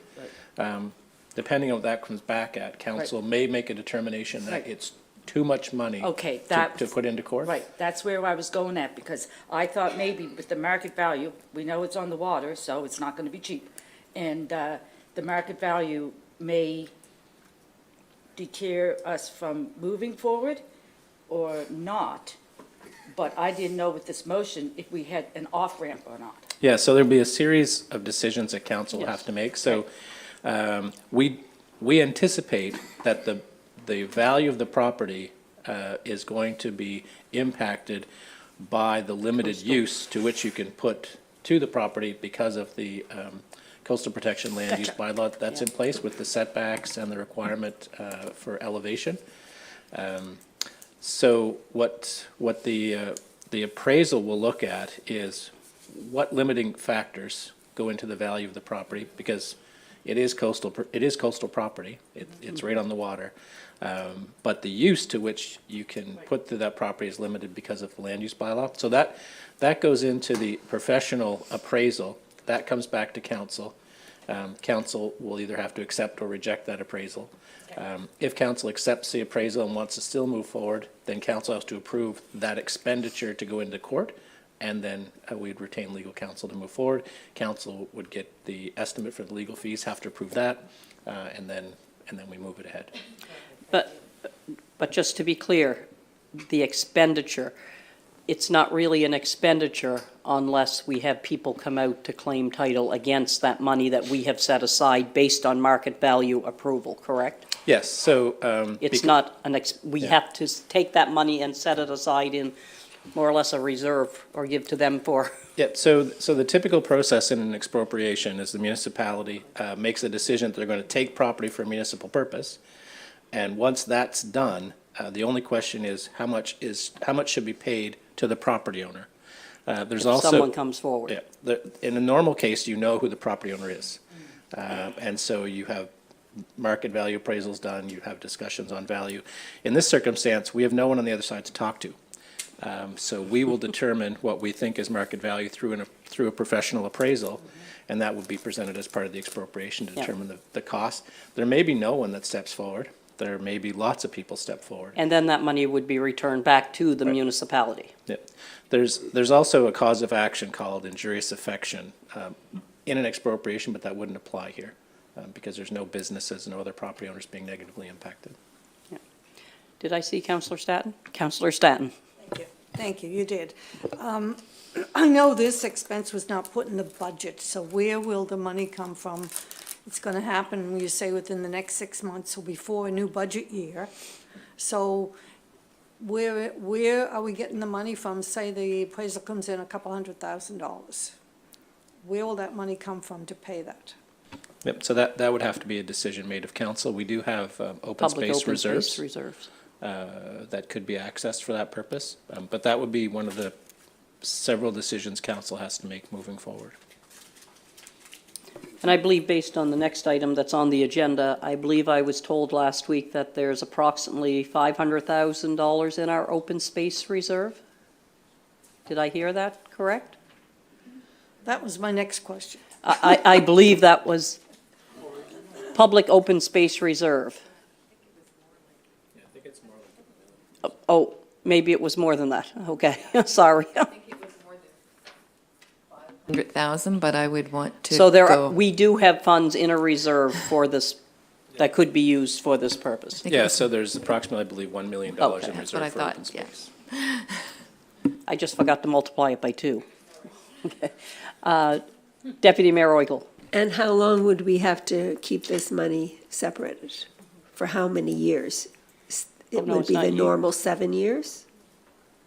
So it would depend on if there's anyone making application against the money, because it could take a long time for someone to demonstrate they have an interest. We really don't play a part in that. They would have to satisfy the court that they have a valid and legal claim to the funds. But how long, if no one comes forth, how long does it stay there? Until? I guess how the minimum long? amount of time for the Minimum of time, expropriation. yeah. Yeah, so following the expropriation, it would sit in court for somewhere in the range of 7 years. But if there's no claim, we can make an application to the court for the return of the funds, because no one has advanced a claim in it. So again, all of these sort of pieces fall into place as you move forward in the process. Any further discussion? Ready for the question? Question called for. All those in favor? Opposed? Motion is carried unanimously. We will move down to financial contribution re Birch Island. And our deputy CAO is declaring a conflict. Yes, I have a family member involved in the community group. And are you speaking or Trudy? Oh, okay. So just by way of brief background, we have been approached by Micah with respect to their initiative to acquire Birch Island and include that in their stewardship. Council has a long history of working collaboratively with Micah in the acquisition of islands, keeping them in the public domain, having Micah act as a steward for the properties. And that's been working very well. In this particular instance, the island has come up for sale. It's owned by an American. They have indicated a willingness to sell the property. Micah had a market value appraisal done of the property, and the owner had a market value appraisal, and they were within $2,000 of each other. The tentative agreement for the property has a sale price of $481,000. Micah has approached MODL with a request that MODL contribute $75,000, which would be matched by Micah at $75,000, with the remaining funds forming a request to the province to fund the remaining. So $481,000 minus $150 is about $330,000 plus or minus. And Micah has made initial contact with the province, and the province is waiting to see whether MODL will support the acquisition through a financial commitment of $75,000. It's expected that the property would be conveyed to Micah and MODL, as we have in the past. The request went to Policy and Strategy Committee. It received a positive recommendation to Council. There's a motion in your package for the $75,000. And I believe at Policy and Strategy, when we were discussing it, the question was asked about the amount of funds in the Open Space Reserve, and it was approximately $1 million. So this request, it is timely in the sense that the province is waiting to hear. So we're asking for council to consider the recommendation from the Policy and Strategy Committee that Municipal Council accept the recommendation of the Policy and Strategy Committee and contribute $75,000 towards the purchase of Birch Island in partnership with the Mahone Islands Conservation Association, who is also going to contribute $75,000, with the remaining $331,000 to be contributed by the province for a total purchase price of $481,000. And further, that MODL's contribution be paid from the open space operating reserves. If council supports this motion, and if the province comes up with the required money, the anticipated closing date is March 2025. So it would happen in this fiscal. If the province does not agree to contribute, then it's unlikely this would move forward, as the largest portion of the funds, the $331,000, would be missing. Oh, and we did make a request through Micah to the owner to see if they'd be interested in donating all or a portion of the property to MODL in exchange for a tax receipt, and they said no. Councillor DeLong, would you be prepared to move this motion? Certainly, thank you very much. To Your Honor, Mayor Bolivar Getson and members of council, excuse me, I move that municipal council accept the recommendation of the Policy and Strategy Committee and contribute $75,000 toward the purchase of Birch Island in partnership with Mahone Islands Conservation Association, MICA, who is also contributing $75,000, with the remaining $331,000 to be contributed by the province, for a total price of $481,000. And further, that Modal's contribution be paid from the open space operating reserves. I so move. So moved by Councillor DeLong, seconded by Councillor Vino. Discussion on the motion, Councillor DeLong. Yes, thank you. I know that we are all fairly supportive of Micah, but I just want to renew that by saying Micah has been such a phenomenal partner in all of these land acquisitions and land stewardship. They are a wonderful community supporter. Thank you very much. Councillor Staton.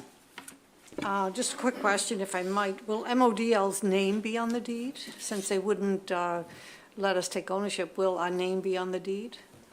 Yeah, so it's expected that we'll have title along with Micah unless the province requires something different. Thank you. Any further discussion? Again, we've partnered with Micah in the past. They've definitely proven their, I guess, organization from a management perspective as a partnership opportunity to be very beneficial to MODL. And this is money well spent in acquisition of preserving land in our municipality. So not seeing any hands, all those in favor? Opposed?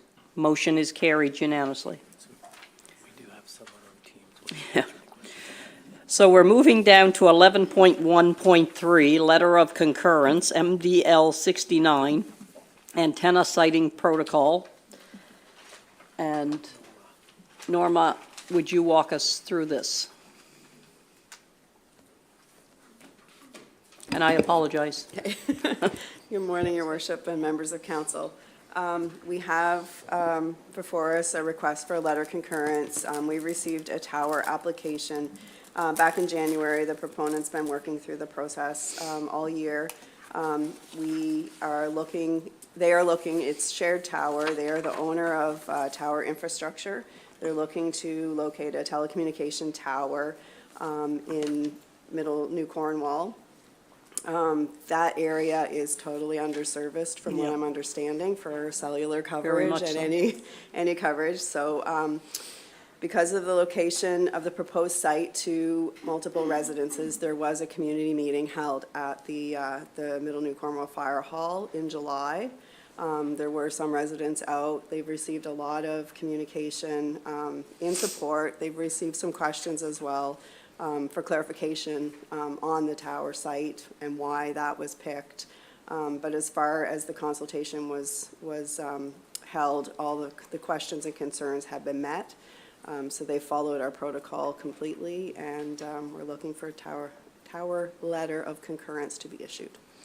And again, I believe this came forward also during some storm events that they were way underserviced. Hurricane Dorian. Yes. So I would ask Councillor Greek if she'd be prepared to move this motion. I would love to. Thank you.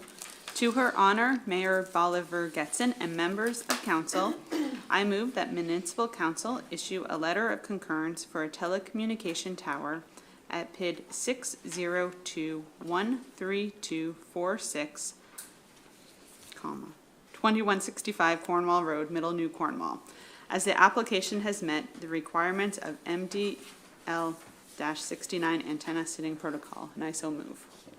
Moved by Councillor Greek, seconded by Councillor DeLong. Discussion on the motion. And again, I'm hopeful that there will be many more of these antenna siting requests before us in the next months in relation to the province's rollout of cell tower coverage across the province, because it's definitely something that we are way underserviced in so many different areas. But this is definitely a great step forward. Councillor Greek. Do we have a timeline of anything? My understanding is not yet. I do have the lady that I'm working with. She is on the call if any wants some input from the proponent themselves. My understanding is shared tower, they do own tower infrastructure, and they are working with service providers. So as soon as they have some contracts in place, they will be moving forward with the construction. Okay, thank you. First steps, that's Absolutely. excellent. Thank you. Any further? Councillor Bell. It's not a question directly to this, but I would like to ask a question after the motion before you move to another topic, unless you want to entertain it now. If it's on this topic matter, because we don't have a new agenda item. Okay, well, no, it is this. I wonder if under the new provincial program and the funding that's going to be available, if MODL has any interest in being the owner of such sites. I understand from FCM that in other areas of Canada, municipal units build their own towers and rent them to TELUS, Alliant, and they actually provide an income to the municipal unit that owns the towers. Have we ever explored this? And why should we allow the big corporations to make the profits off of these towers if the opportunity exists for the municipality to own it and then rent it to the big companies? I guess my comment would be that technology changes so fast, it scares me sometimes. I look at the tower that we had erected across the road and it's already outdated and something else put in place. But I do know that there are other municipalities that have did this across the country. I also know that there's been municipalities that have attempted to do their own internet. And it didn't work out very well for them, and they're still struggling to do that. I guess, again, it's something that can come back to the table at a future date, and council will have to decide what direction they choose to take. But there are some municipalities on the internet piece that have really, I guess they're struggling yet with internet, and we're 98.5% connected with fiber, so by going with the corporate approach. Any further discussion? Question called for. All those in favor? Opposed? Motion is carried unanimously. Okay, we will go to 10.2.1, Police Advisory Board, Proposed Neighborhood Nuisance Bylaw. Yep. Thank you, Mayor. So this item has been before council on a number of occasions. The draft bylaw most recently was reviewed by the Police Advisory Board, and they gave a positive recommendation to send it back to council. I can update that Colchester, which is the unit that we based our neighborhood nuisance bylaw on, updated and amended their bylaw over the summer to include clearer and more clearly defined exemptions for the construction industry by providing exemptions which indicated a specific time frame during which construction activity cannot form the basis of a nuisance claim. When I read through their staff reports, my thought went to whether we should be looking at a similar exemption for forest industry work.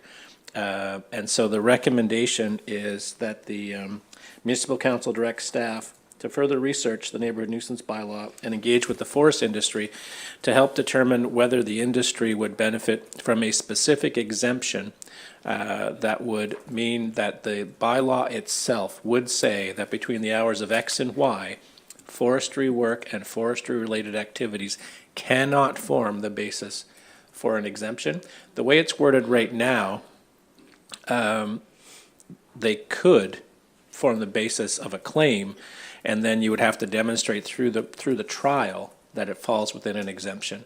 This would take it one step further and state right at the beginning that it can't, so that the RCMP would have very clear instruction in the bylaw to say that if it's chainsaws that are causing the concern or the complaint, and those chainsaws are happening within the hours defined in the bylaw, that the RCMP would not act on that. Also looking to increase the penalty phases. We would like to revisit the penalties.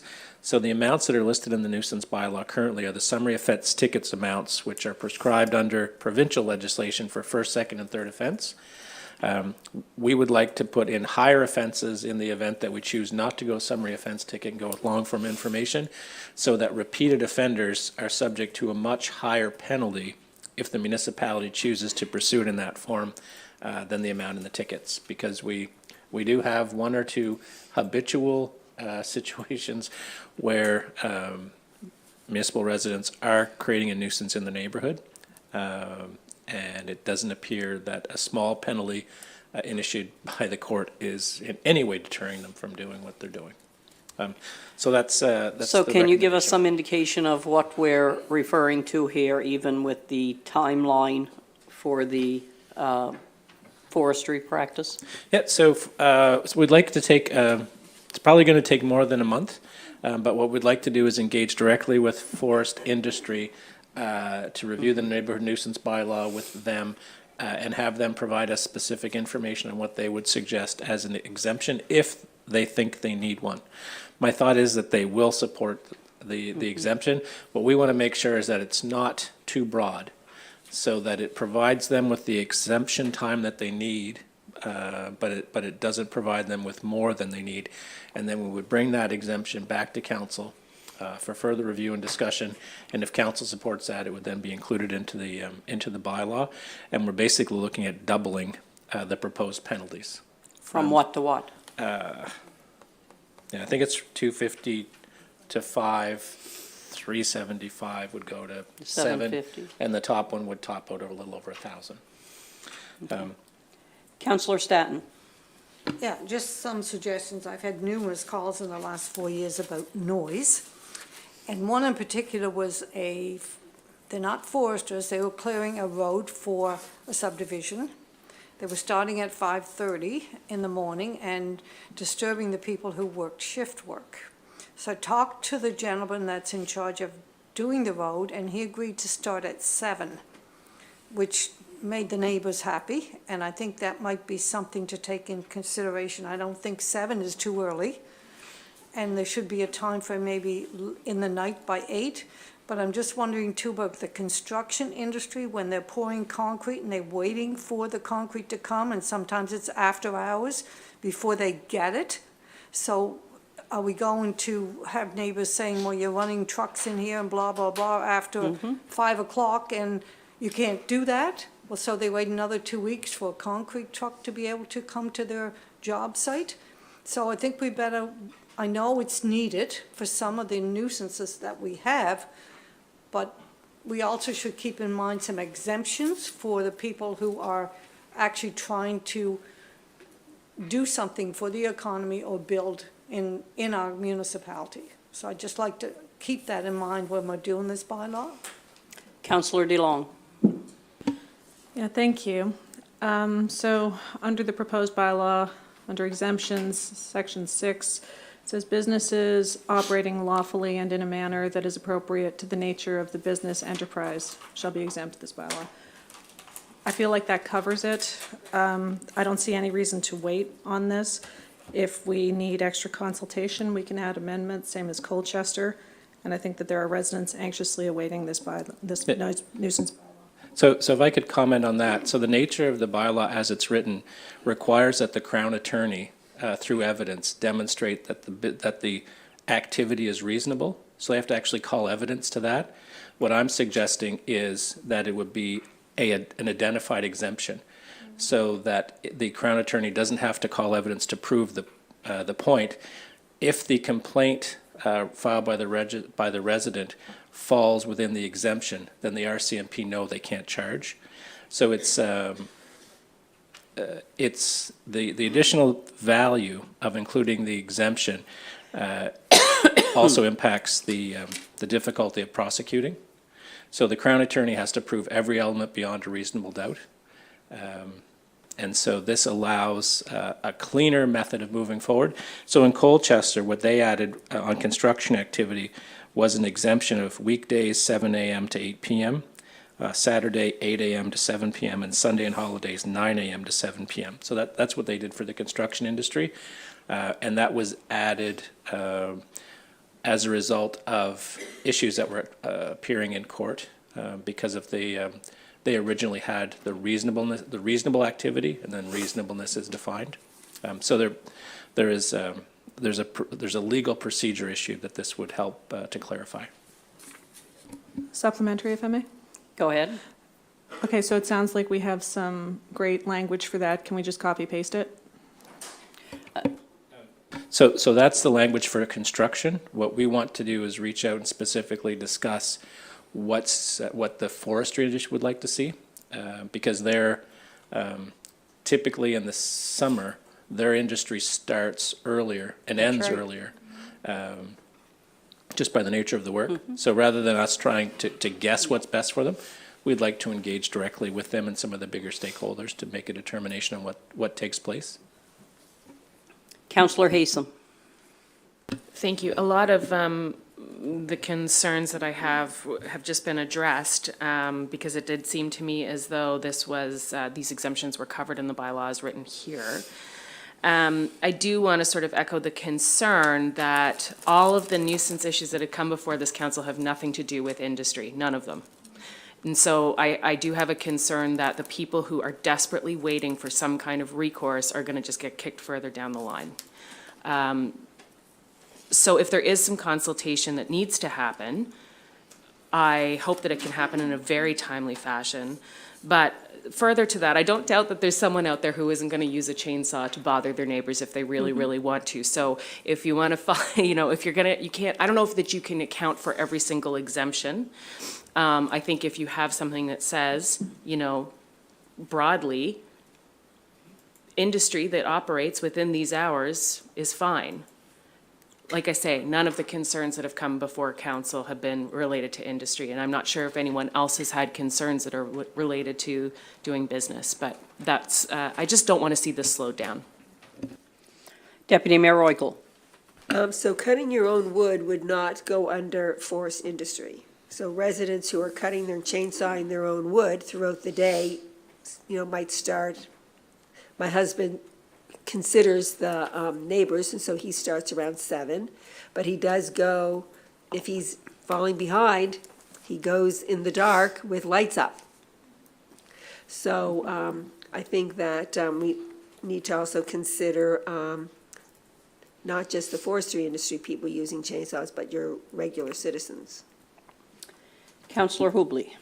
Kind of sitting on the fence here because there's been nothing come to council related to this, but I have had multiple calls in District 4 about people complaining about the forestry industry. And it's a livelihood. Like, I think we have to walk lightly here. I don't want to see it stalled because I know that we need this nuisance bylaw for things that are happening.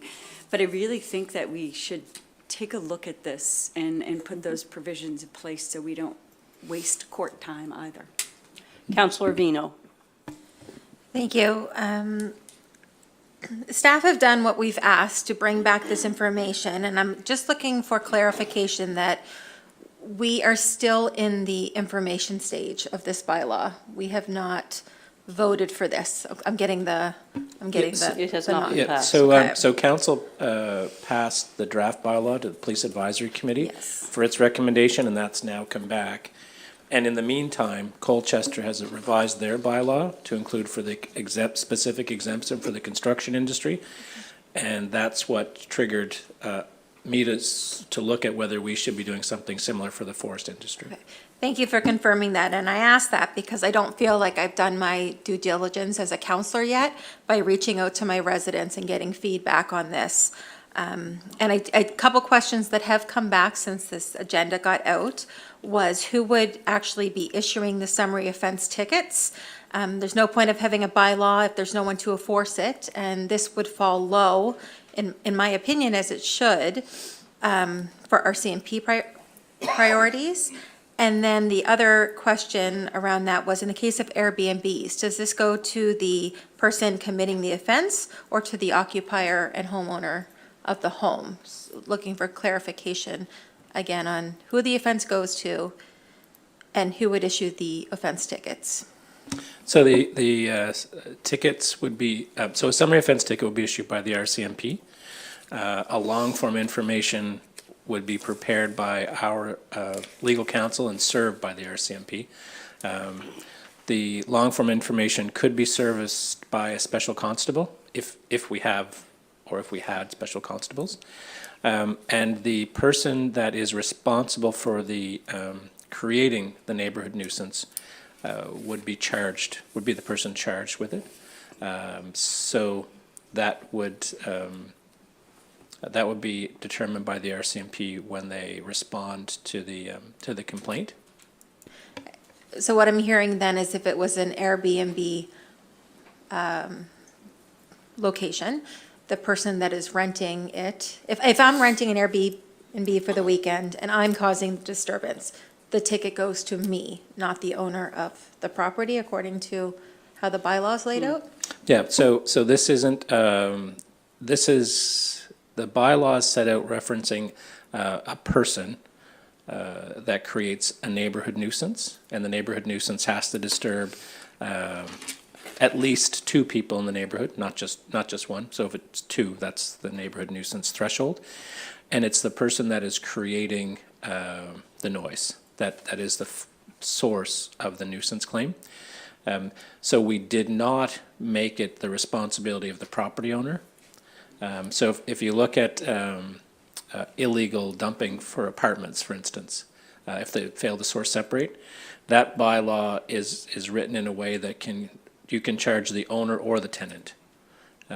This is specifically towards whoever's making the nuisance. So it's not the owner is not going to be held responsible for the actions of the person inside the home. Now, if the owner is in the home and present, they will likely be charged too. But the RCMP make the determination on who's committed the offense and who will be charged. One final comment, I'll be quick, I promise. Thank you for answering that. If it is a complaint, you said it needs to come from two people. If it's a call to the RCMP, how do they wait and see if another call comes in? I don't know if you can answer that or not. So the RCMP can respond to one call, but the element of the offense that they have to be able to believe is they have reasonable probable grounds to state is a second neighbor. So they can respond to one call, but before they lay a charge, they have to satisfy themselves that the neighborhood has been disturbed, and they can satisfy themselves that the neighborhood has been disturbed by having two people, two different homeowners, both say that they were bothered. They don't have to go to all of the neighborhood. Once they get to two, that's enough. Councillor Hubley. Thank you. How much work is it to pass this, as we discussed previously, but to immediately start working on revisions to it? That way we could maybe, I know it's a lot to ask, but then we could take care of the people that... So the challenge, so this is not being presented for first reading. So you still have to do another meeting to have first reading. But the problem that I foresee, if you pass it with the expectation of quickly amending it, in the interim, people could be charged with the offense that you are going to exempt in the future. And they can still be charged and they can still be fined, even though you're changing the bylaw quickly. So that's the caution on moving forward with the bylaw when you know you're going to change it in the or you could be changing it in the near future. So I'm going to speak to this as well. This has been on the books since about 1997, when it first came forward, and it came forward not as a complaint of, well, it was a forestry practice, and it was in my council district at the time, and someone found it offensive for someone to use a power saw at daybreak.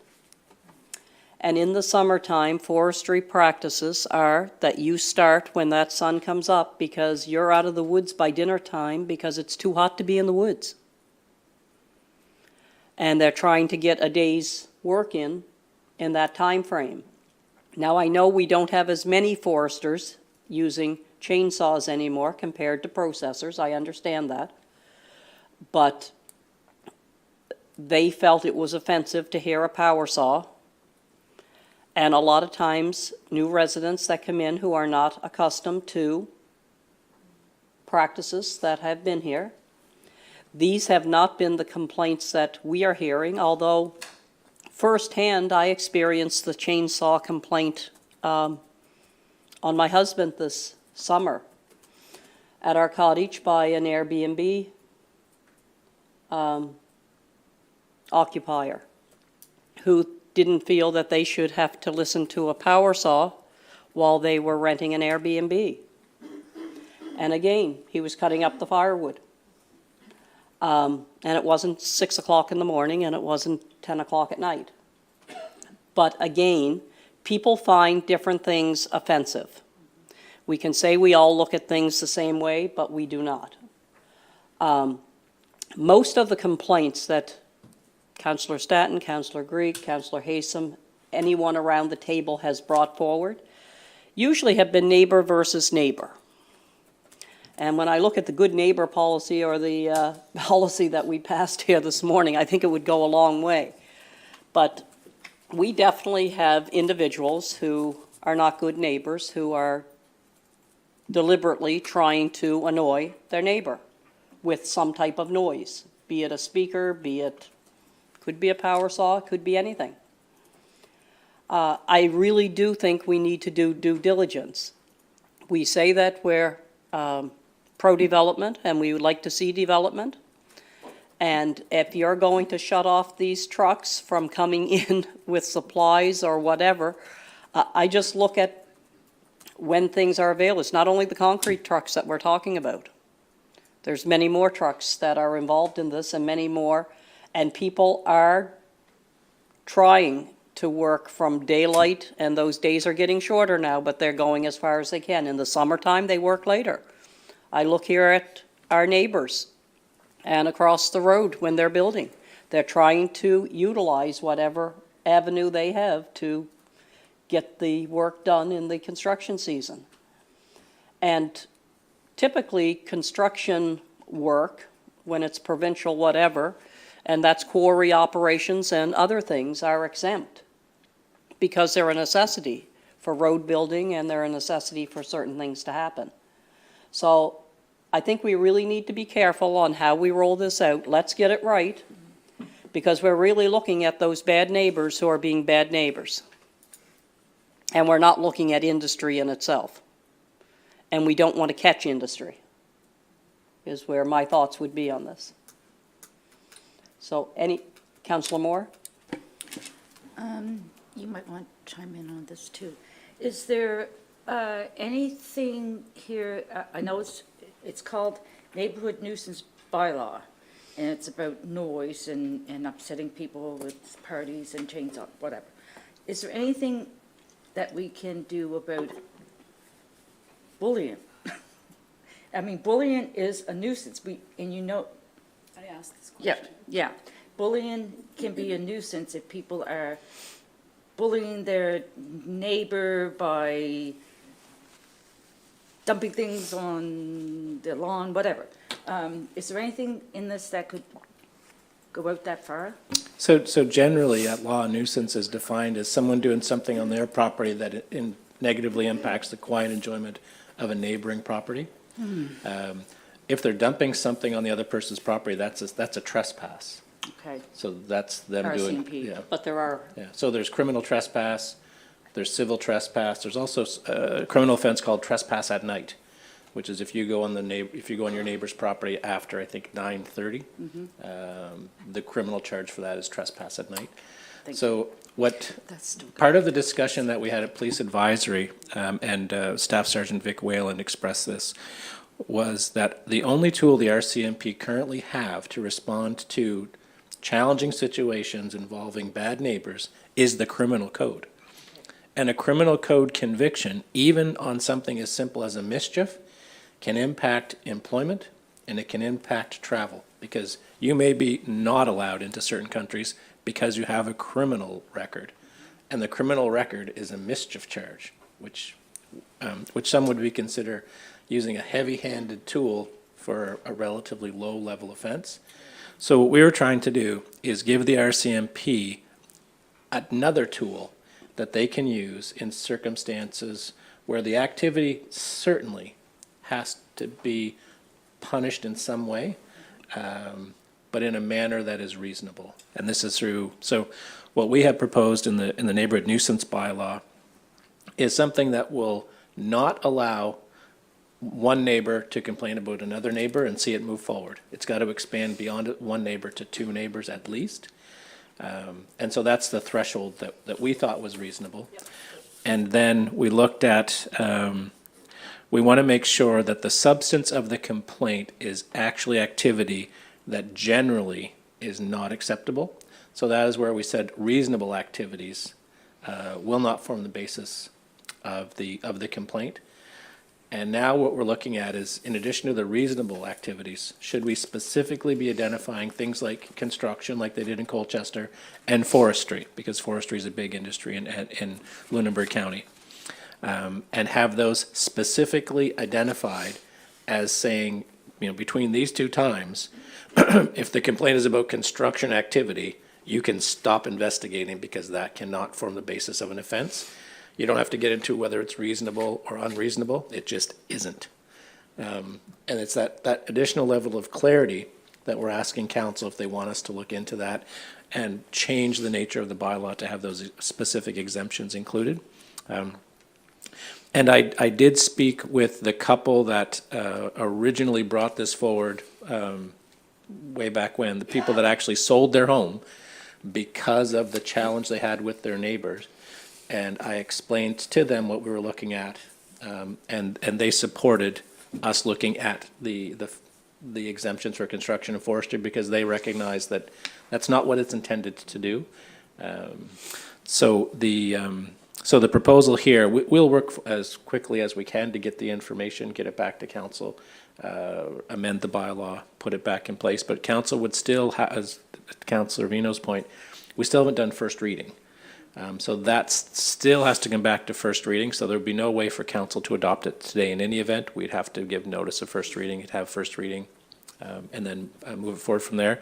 But we're not suggesting, it's not recommended that we adopt the bylaw as written with a view to amending it in the near future. We'd rather put something in place that covers all the eventualities that we have identified. Councillor Greek. Thank you. We're discussing this now because it's something I had added to a policy and strategy agenda beginning, I think 3 years ago, 3.5 years ago, in a variety of avenues to try to find a way to help a group of residents in Cornwall with their ongoing issues involving a nearby property owner. And those residents have come and addressed council on multiple occasions. So it's known that there's someone residing in their neighborhood that has been negatively affecting the lives of the many others around them due to ongoing actions on their private property. And this has been going on for multiple years. The RCMP have been contacted numerous times by many of the property owners, and nothing has been done to help these residents to provide any sense of peace.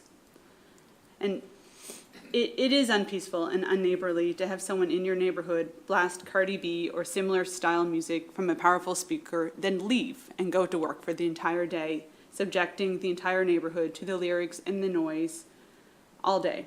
It's uncalled for to have a grown individual shout degrading insults from their property to a neighboring property, and it's unnecessary to store rotting fish along a property line. There's no need for the taunting and bully-like behavior in any of our lives. And I truly, sincerely wish that we lived in a place where we didn't have to introduce such bylaws to end actions like this by grown adults. But unfortunately, that's not the case here. So I really don't want us to stall too long. They have been waiting almost this entire term for help. And as you all know, I'm not reoffering, so unfortunately that, if we're waiting, I won't see this through.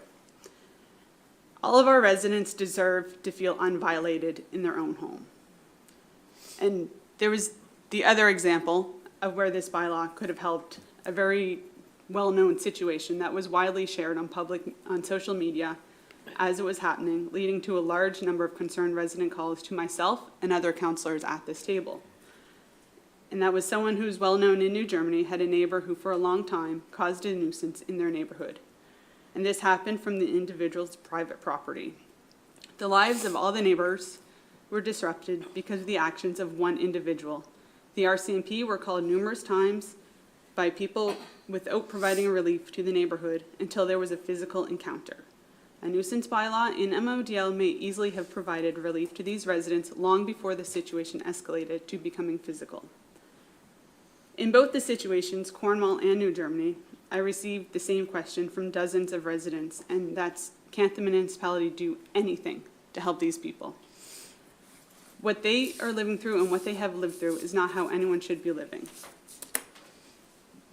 And the RCMP, with the bylaw, the RCMP could easily issue tickets when they're repeatedly called to the same address for ongoing nuisance behavior. And I understand that some individuals may consider a fine of a couple $100 nothing, but if the RCMP are continued to be called a couple times a week to the same address for the same issue, those fines will catch up with them. And to quote the proposed bylaw, well, this bylaw is to address the individuals who, and then to quote the bylaw, engages in behavior that does not demonstrate common courtesy or consideration of others and causes a frequent or persistent annoyance to the neighborhood. And I end the quote there. The proposed bylaw is to address the people who seem to get their enjoyment from making the lives of other people around them miserable. It's not to stop the forestry industry. It's not to prevent our economy developing. It's to provide the RCMP with a tool to address the ongoing real-life issues like the two examples above. And I want to make it clear that this proposed nuisance bylaw is not intended to end the backyard weddings, the celebrations, the chickens, the backyard chainsaws, or anything along that nature. It is for those who want to do those things, those who wish to do those things and cannot because of their bully-like and harassment-like behavior from their neighbors. That's all I want to say. Okay, so this is not an attempt to stall the process. This is an attempt to make sure that it is done in a manner that respects industry and does do those things that you just definitely listed off there. So at this time, I'm not sure if you would like to move the motion or not. I want to see it go somewhere, so I will. So as long Councillor as Greek, we're would you be moving prepared forward. to move the motion, please? Yes. To Her Honor Mayor Bolivar Getson and members of council, I move, just one second, I'm flipped all around. The very bottom of the page. Yep. That municipal council directs staff to further research the nuisance bylaw and engage with the forestry industry. Moved by Councillor Greek, seconded by Councillor DeLong. Discussion? Councillor Haysom? Thank you. If there is a move to consult the forestry industry for their input, is there, or forestry association, is there not a move to engage other industries? Are you planning to engage a construction industry or any other industry that could be associated with noise outside of certain hours? So our intention was to mirror the provisions of Colchester as it relates to construction. But we certainly, if council wants to expand construction and add it to forestry, we would certainly do that. But because the forest industry operates to a certain extent differently than construction, that's why we were focusing on the forestry industry. Okay, I suppose I just have a concern that we go down this path and then another industry says, hey, we haven't been consulted. And then again, it's slowing this process down further. So I'm not against this motion, but I have some concerns about how it's going to extend the timeline. You know, when we write these bylaws, you like try to account for everything, but you can't account for everything. You start opening that door, and every person with an interest can come and say, well, I need to be considered as well, right? And I don't know if you can capture every potential exemption. So do you see what I'm saying? That if, you know, first it's forestry and then there's gonna be another industry, it's gonna say, hey, wait. So I will support it because like Michelle and to the comments that you made, I think it's really important that this moves forward and I wanna see it keep moving forward. But I just hope that that is something that we can consider and address to make sure that it's not, that there is a timeline that we can stick to. And I will speak to that simply because I believe, I recollect the province stepping in on HRM to revisit some timelines that they may have had on the construction industry and overrode them simply because of the housing demand that is going on. That would have happened in the last year. So I think that the construction forestry sector is who we're talking about here when we're doing this. But am I wrong there? Did the province not step in and override a municipal bylaw to make sure that the construction industry was able to do what it needed to do to build houses? And that was, it wasn't favorably received, but it definitely happened. Councillor Moore. Thank you. I will support moving this forward, and I'm just concerned that there's so many different industries out there that if we keep looking at each one, adding another one, I think it's just common sense. This was brought. It is. This was just brought here. This was brought here because of neighbors being upset over noise and that kind of stuff. And we can make this document as big as we want, but is it going to be a benefit? And is it going to do the job that we're supposed to do in the first place? If you're going to have forestry and you're going to have industry, what about farming? Well, the right to farm already has that exemption. Okay, because I mean, we got the cannons that go off. They have that right under the right Okay. to farm. All right. But I just don't want to see this get so big that everybody's scared to move. This was brought here, it meant to try to get some peace in the community between neighbors wanting to go to sleep and partying next door or whatever, which was above and beyond what is acceptable. So we do have a motion on the floor. It was moved. Did I have a seconder? Casey? Casey, oh, okay. Any further discussion on the motion? Question. Question called for. All those in favor? Opposed? Motion is carried unanimously. We will move down to the approval of the financial statements of March 31st, 2024. We do not have our Director of Finance here with us. Oh, she is on Teams. If there are questions, I would ask if Deputy Mayor Royko would be prepared to move the motion to get it on the floor. Certainly. To Her Honor Mayor Bolivar Getson and members of council, I move that municipal council accept the recommendation of the audit committee and approve the municipality of the District of Lunenburg's financial statements for the year ended March 31st, 2024, and I so move. Moved by Deputy Mayor Oikel, seconded by Councillor Hubley. Discussion on the motion.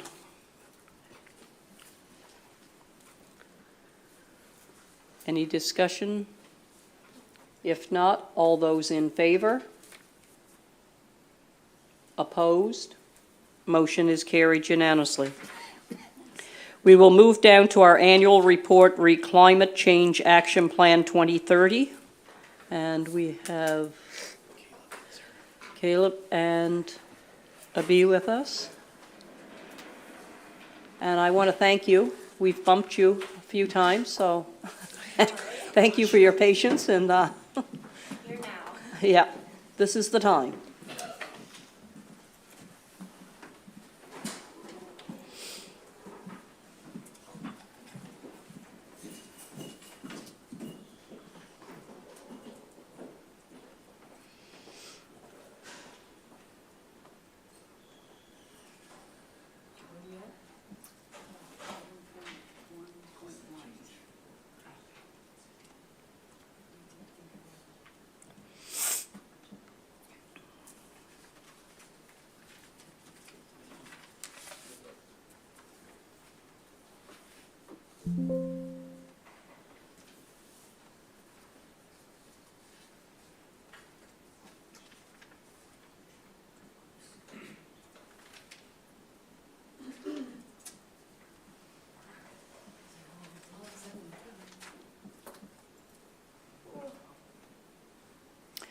Just having some technical difficulties here. I love it. I think that, no. That's not Moana?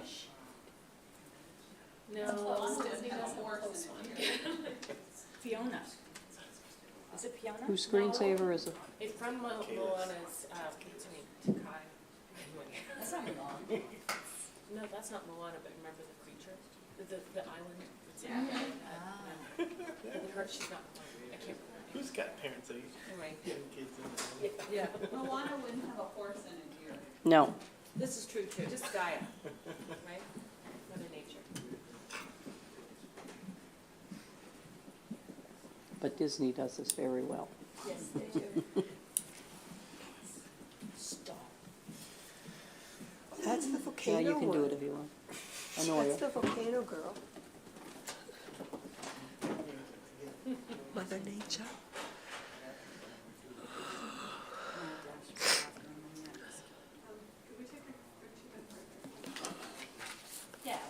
At 11:22?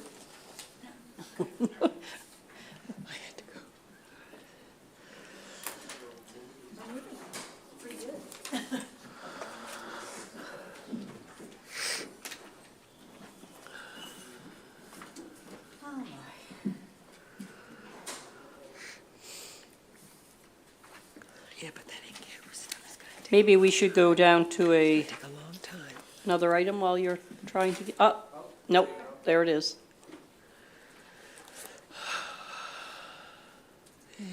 There you go. Sorry about that. Nope, It that's was okay. just, it went the other way. So please continue. Let's see if this works, all right. So good morning, Your Honor, Mayor Bolivar Getson, and members of council. So today I will be presenting the first annual progress report on our local climate action plan 2030, also known as our LCAP plan. So I'll provide an overview of the progress made since the plan's inception, and please refer to the comprehensive 2023 annual progress report attached to the agenda for detailed information. As well as after that, after we present this, this report will be available on the municipal website and the Engage website, modal.ca. So just a little refresher on our LCAP 2030 plan itself. So originally, the reason we created this plan was because Modal declared a climate emergency in 2019, which then enacted them to join the PCP program. So this then created a 10-year strategic plan for the municipality, and this is to guide them to achieve net zero emissions by 2050. Council then made this LCAP plan a strategic priority for the years 2023 to 2025. This plan is broken up into two categories, the Community Climate Action Plan and the corporate side. So I'll be going into the community path to net zero. So in 2020, Modal measured its community emissions using 2019 as the baseline year to fulfill the PCP program, and this was for the Milestone 1 requirement. So our emissions amounted in 2019 to 314,346 tons of carbon dioxide equivalent. So this inventory includes emissions from 4 sectors in our municipal boundaries. So the areas of focus, residential buildings, commercial, institutional buildings, as well as industrial were our top emitters in this sector. And electricity accounted for the majority of our greenhouse gas emissions by energy source. So overall, Modal aims to reduce community emissions by 30% from 2019 levels that I mentioned, and by 2030, 65% by 2040, and achieve net zero emissions by 2050. This target will then cap community emissions at 220 kilotons of carbon dioxide equivalent, resulting in a total of a reduction of 94 kilotons of carbon dioxide equivalent for the community sector. For the corporate side, just like the community path to net zero, Modal began measuring corporate emissions in 2020 using the 2019 as the baseline to meet the PCP Milestone 1 requirements. The 2019 emissions were measured at 1,189 tons of carbon dioxide equivalent. The corporate emissions inventory includes from 5 sectors from the municipal boundaries, where buildings and wastewater are the top emitters, while electricity, as the same for the community, accounts for most of our greenhouse gas emissions by energy source. So for our corporate emission targets, Modal aims to reduce corporate emissions by 64% below the 2019 baseline by 2030 and achieve net zero corporate emissions by 2050. So just a bit into what's been happening on a provincial level in recent decades. So extreme weather events in Nova Scotia have increased in severity and intensity. So some notable examples include Hurricane Fiona, which impacted over 400,000 residents and wildfires in 2023 that devastated over 200 homes. A significant event affecting Modal was the flash floods that we all experienced in July of 2023. So Central Nova received over 200 millimeters of rainfall, resulting in widespread flooding, and this was in a time span of 24 hours. This enacted for us to declare a local state of emergency in Lunenburg due to this severe flooding, which caused significant damage and required immediate action. So this resulted in us opening an evacuation center for the first time to provide shelter and resources for those who were affected by the severe flooding. So this experience highlighted several gaps that need to be addressed to improve our response to future extreme weather events. So an example of us addressing this gap was Remo hosted a staff emergency preparedness training for staff to become more prepared and more resilient against extreme weather events. Now moving on to an overview of the 2023 Annual Progress Report. So this report that will be presented is covering November 2022 when the plan was accepted, and it goes until March of 2024. So this progress report fulfills the requirements of the milestone 4 for the PCP program as mentioned, and this progress report has a similar layout as the LCAP plan. So it also follows in 2 chapters, so the community climate action plan as well as the corporate climate action plan. And this progress report also follows the priorities and goals set out in the original LCAP plan by council. So in the LCAP plan, there are performance reviews. So these are to measure the plan's progress. As time passes, new indicators will be incorporated and added to track more goals and actions as we progress. So some of these included are the home retrofits. 13 have been completed as of March 2024 through the CEF program, which is the Clean Energy Financing Program. We had 100 participants in the 2023 No Mow May campaign. And for our municipal fleet, we currently have had 5 procured. And as of 2024, approximately 10,000 hectares have been protected in Modal. So this number includes both federal and provincial lands. Modal hosted its first tree giveaway in 2023, 500 trees were distributed to residents. Modal also recently had its second annual tree giveaway, and I'll be returning to council to provide a further update on that. And approximately 29,000 kilowatts of solar energy was produced from the municipal solar array system. So moving on to the Community Climate Action Plan, Chapter 1, I'll be just giving a high level of the actions that have been currently in progress and just a little highlights of what we've been doing. So for the community climate actions, 1 action was completed, which is our anti-idling policy. 9 out of 10 categories currently have projects that are in progress. So this totals 18 community climate actions out of the 29 that are either completed or being completed in 2023. So since the inception of the LCAP plan, we've made notable progress in several community actions, and I'm going to highlight some of those achievements. So category 1, with our efficient residential buildings, we completed 13 retrofits as mentioned through the CEF program. However, how many additional retrofits have been completed in the municipality outside of the program is currently unknown, however. This action aims to retrofit up to 1,400 homes by 2030. And we only know retrofit upgrades through the CEF program, which is 13 homes as of March 2024, with 15 in progress, which will bring that total of retrofits up to 28. More retrofits could occur through other programs such as provincial and federal programming or private loans. However, we cannot access that data to include in this counting towards this 1,400 goal.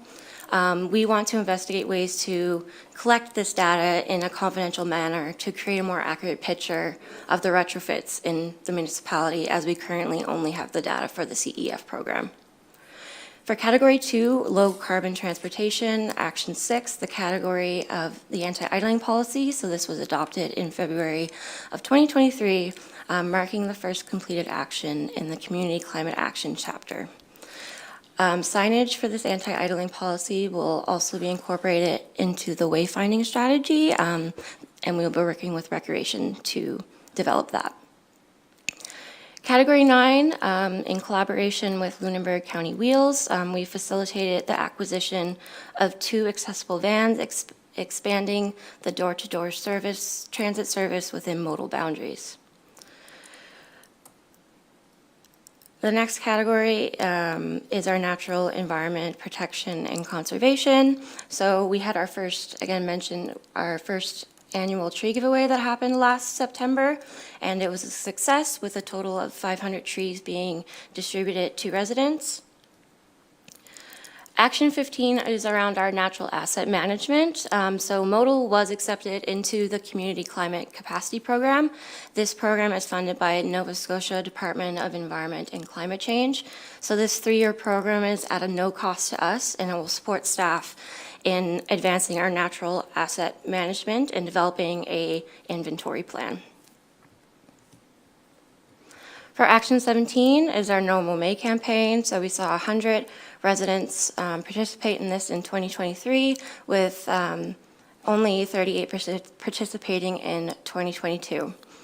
So we have recognized that in response to residents' concerns around ticks and Lyme disease, we are updating this program to focus on protecting more of our green spaces and supporting native wildflowers, which will benefit the insect populations like bees, which essentially was what the No Mow May campaign went out to achieve, is protecting these vulnerable insects.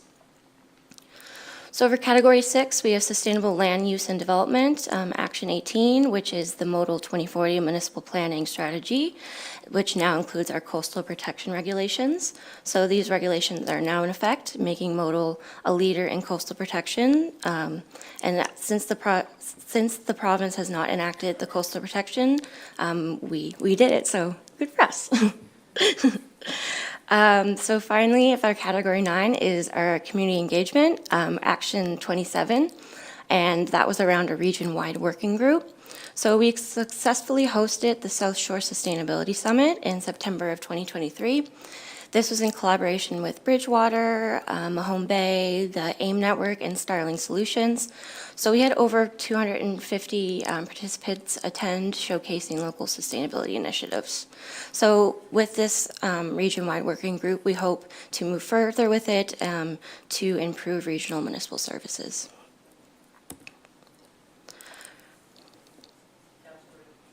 Councillor DeLong.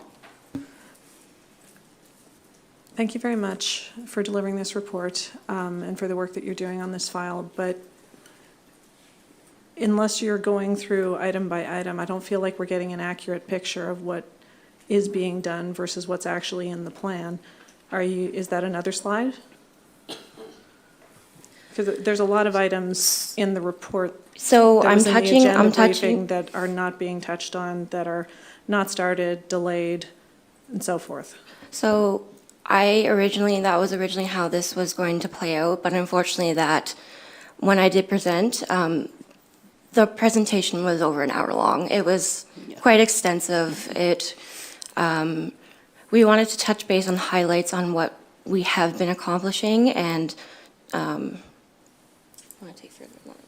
Yeah, but I think it is still a comprehensive report, what is attached to your agenda. It still captures all the actions that were supposed to be implemented in this past fiscal year. And the ones that has been not acted upon or delayed, I think she's still going to cover those. And it is also mentioned in the report as well, that has been added to the agenda. If it takes over an hour, it takes over an hour. This is a priority of council, and I want to hear about what's going on. I guess this is a staff report that has come forward. We shouldn't be criticizing the time that it's taking for them to do their report. They have an agenda to follow. Likewise, we do with many reports that come forward to this. You can still ask questions as you go along. If there's something that you do want clarification on, by all means, ask the question. And we'll continue them with the presentation. Go ahead, please. So are we moving past chapter 1 now and into chapter 2? yes. Well, in that case, I think I do have more questions. Okay. Okay, so going to item 2 in category 1, energy efficiency standards for new construction, that's not yet started, and I think that that's something that's very important. Can you speak to that, please? It was not meant to be started in that given fiscal year as stated in our plan. It was supposed to be started in the 2025 to 2027 period. And going back to the completed 13 retrofits through the CEF program, you said that we don't have access to data on how many houses are being upgraded. That's through federal programs, provincial programs. What kind of data are you looking to find? Who have completed, not necessarily who's completed them, but how many homes in the area within our boundaries have completed retrofits. Yes, inclusive of federal, provincial, for example, home warming program or the federal loan program. And some people may have also done upgrades through their own personal loan, but we don't have that data. So we have been working on establishing those connections with those upper levels of government and different organizations to be able to get access to. But so far we haven't been successful in that. But hopefully in coming time we will be able to. But so far we only have data on our clean energy financing programs, people who have completed retrofits through our financing. But for example, like Nova Scotia Power, who funds the home warming program through Efficiency Nova Scotia, they don't as directly share that data with municipalities, even if they should. It's not a straightforward process as of now, but we have been trying to work towards streamlining those processes and be able to access that data that would help us to make some more informed decisions. I'm glad that that is taking place, but if we're meant to account for, 50% of nationwide GHGs as municipalities, we need that data in order to be able to make good decisions. 100%. Thank you. So one action was completed in the corporate side, which was the installation of the 100 kilowatt solar array on the municipal service building. So 3 out of the 4 categories in the corporate climate plan are currently have progress being made. So 6 corporate actions are currently in progress. This totals 7 corporate climate actions out of 10 either completed or being worked on in 2023. Deputy Mayor Royko. Yes, so in your online document, you mentioned the garbage trucks. And have you been in conversation with the MJSB regarding their position on getting garbage trucks that are electric? Yeah, so we did issue RFP, although because of the timeline of the report, we were trying to report only until March 2024, all the actions that have been worked upon. But the RFP was issued by MJSP post that timeline, and the decision has been made. We did, in the RFP document, try to allot points for sustainability in our evaluation criteria that would give preference to people or the proponents who would propose to either propose to have electric trucks in the fleet, but the proposals that came in did not have those, and we also cannot make it mandatory as the industry is still maturing. It is not there yet, and there's not that many viable options in the market. So we did try that, but maybe not this time, but in the next cycle, we'll hopefully by the time the industry would also have become more mature, they would have supporting EV charging infrastructure, and the trucks would also be readily, hopefully, available. Just supplemental comment. Yes, I just wanted to have you say that, because in the report it didn't state that. So thank you very much. Yeah. Continue. So on to our corporate action highlights. First category is Category 1, solar panels on our municipal buildings. So the 100 kilowatt system on the municipal service building was completed in September of 2023. Initially, Nova Scotia Power actually capped our system at 27 kilowatts due to the delays in the province's net metering program. So the system has now been fully commissioned to meet the original 100 kilowatts capacity, and staff will continue to monitor its performance and report that to council. So moving on, the original LCAP 2030 Action 4 goal was to install a 20 kilowatt solar array at the Conquel Bank wastewater treatment plant. An interconnection study was conducted, and it was concluded that the area could accommodate up to 15 kilowatts of solar energy. So engineering decided to move forward with a 15 kilowatt system, and that system is to be expected to be completed by the summer of 2024. So the last category for the corporate climate action is electrifying the municipal fleet. Modal has successfully added 5 EVs to its fleet. And regarding Action 8, which aimed to install 3 dual charging stations at the municipal service station, an expansion project is underway to add 3 more dual chargers to the staff parking lot, with provisions for adding 9 dual chargers in the future. So currently, there are 2 dual chargers that we own and operate, which is one in the staff parking lot and one in the public parking lot. And those are both dual chargers, so that equals 2 charging heads per one system. Councillor Bell. Thank you. If I could ask a question, please. The 20 kilowatt solar array of sun panels at Conquel Bank, does that supply enough electricity to run it during the time if the if the Nova Scotia Power feed was off, or does it just supplement the use, or do we sell any credits back? Just could you give me a better understanding of that project now that it's finished, what its capability is? Yeah, it does supplement the full capacity of the system. It's very small. Conquel Bank is not that big, and it does offset the 100% of the electricity consumption of the facility. And should, depending, we're receiving solar, and if we are off grid, it essentially could fulfill the electricity needs of the facility.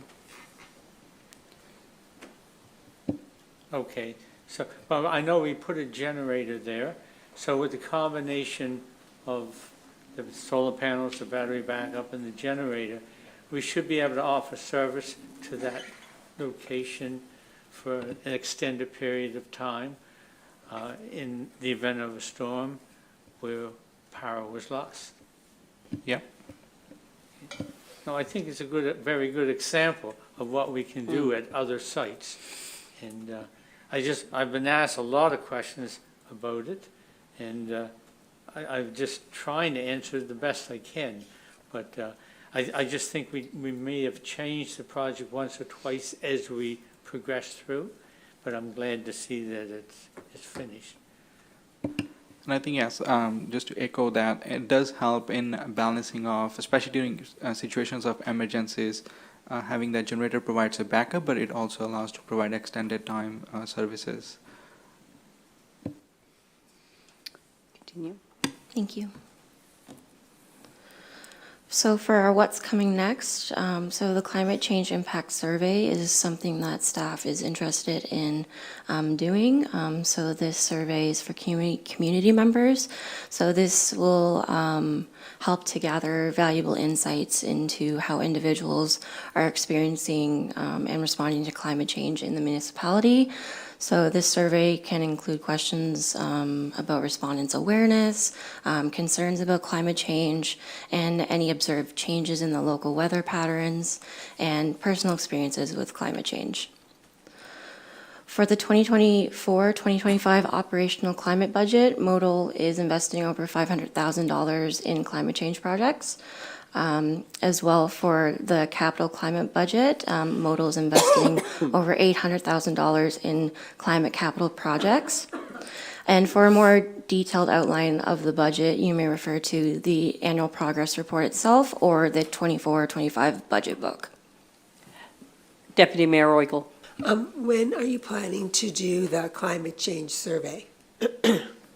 So we were thinking to, in coming months itself, is trying to launch the survey through our engage.modl online portal that would allow us to capture ground level public feedback on how they are experiencing this changing climate, or the impacts from this changing of. So far, and sitting in an office, we could be making assumptions, but this would help us to also get hands-on feedback from residents who may be either through erosion or flooding or whatnot, extreme weather.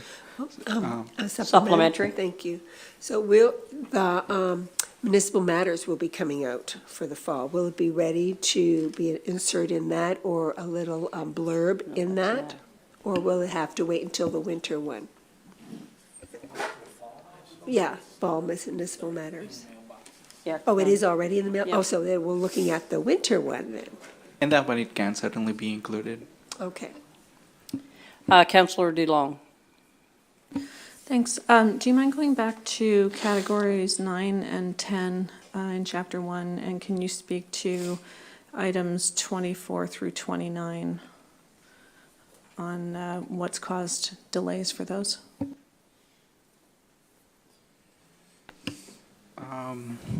Sorry, what items again, please? 24, council advocacy, 25, community pledges, 26, youth engagement, 27, region-wide working group. So I think the staff capacity is also one of the reasons. So the community pledges, we were hoping to put an online portal where people could pledge on what actions they could take individually, but also we were thinking to provide online GHG emissions calculator. It's not only they're committing to do a certain action, but also be able to calculate how much their specific individual action is going to reduce emissions. So that it's going to take a little bit time. It is in the development in the background. We only had so much capacity to work on all the projects. Mm-hmm. Again, the champion award, I guess it was council's decision to push it to the next fiscal year. Mm-hmm. The council-led advocacy is something that we haven't been able to document properly, that what council actions have been directly connected to sustainability initiatives so far. Well, sorry, it says, I don't mean to interrupt, but it says here, staff will begin collecting information from counselors on what they're doing to promote sustainability in their districts. This council term is over, so you've lost us as a resource for that. Yeah, we recognize that. Okay. We have, again, as like, it's not just getting council, but also documenting through council minutes or through council individual actions, how they may have at individual level written letters to local MLAs or the province or to other organizations advocating MODL for MODL, but we did not have a system in place that would automatically streamline these things. So No, this is you'd what, have to build it, obviously, yeah. so this is what we've been working on in the background. That's why it is delayed a little bit. Okay. Okay. Oh, no, sorry, there were more items within the question that haven't been covered yet.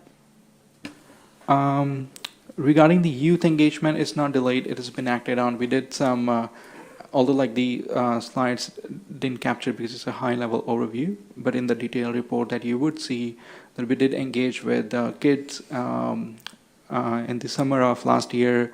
We hosted several events like vermicomposting event with the kids, and then we also did some renewable energy presentations for kids aging, I believe, 6 years or below. We did some youth engagement with that too. Region-wide climate working group, I think it's already been provided update on in the slides that we did sustainability, South Shore Sustainability Summit last year. That was a really successful event, and we'll continue to look for other opportunities to bring in our neighboring municipalities and other groups together to work on as a group rather than working in silos. So supplementary, if I may? Supplementary, then we are going to continue with the presentation. Yeah, absolutely. So all of these actions were laid out by the Sustainability Committee and voted on by council. They're all very important, and I see how hard you're working on them. It seems that you might be under-resourced. Should you be asking for a larger budget for this project? That will be discussed, I believe, internally, yes, at the later time, at the budget. Again, time, that's a but future yes. budget. Well, I think it definitely needs a strong discussion on that. Thank you very much for your report. Thank you. If you want to continue, please. So that was pretty much it. Just next is the motion that we have for council to pass. So staff recommends that municipal council accept the 2023 annual progress report for the local climate action plan 2030 and direct staff to report annually on the progress. Of the potable water security. Yes, and- sorry. And natural asset Of the management portable water initiatives security, yes, sorry. As part of the plan, okay. Yes, sorry. And I also would like to ask the question, you said there was a longer presentation that originally was there. I guess if there is another presentation that needs to be shared with council at some point, it could be circulated as such. And I do thank you for keeping your presentation concise. And That was the goal, thank you. yes, and I understand that, so thank you, Kayla. Councillor Staton? I just have one question, and I read this morning that the province or the feds are putting limestone in lakes and water bodies to capture carbon, and I wonder if you know anything about that. I'm not aware of that. Is it a Apparently, it's recent being development? yeah, it's being very successful, and some of the lakes, the salmon or the trout have actually come back in the Yeah. lakes. So that's in the Interesting. Chronicle Herald this morning, just in case you want to read that. Sure, I will. Okay. Thank you. All right. Councillor Hubley, would you be prepared to move that motion? Yes, thank you. To our Honor Mayor Bolivar Getson and members of council, I move that Municipal Council accept the 2023 Annual Progress Report for the Local Climate Change Action Plan 2030 as presented, and direct staff to report annually on the progress of the potable water security and natural assets management initiatives as part of the plan, and I so move. So moved by Councillor Hubley, seconded by Councillor Wynot. Discussion on the motion. Question has been called for. All those in favor? Opposed? Motion is carried unanimously. We are going to move down to 11.2.1, hemlock woolly adelgid treatment options, and Councillor Greek has declared a conflict of interest on this topic. And Marta, is that? Yes. If you would walk us through this one, please. I'm continuing.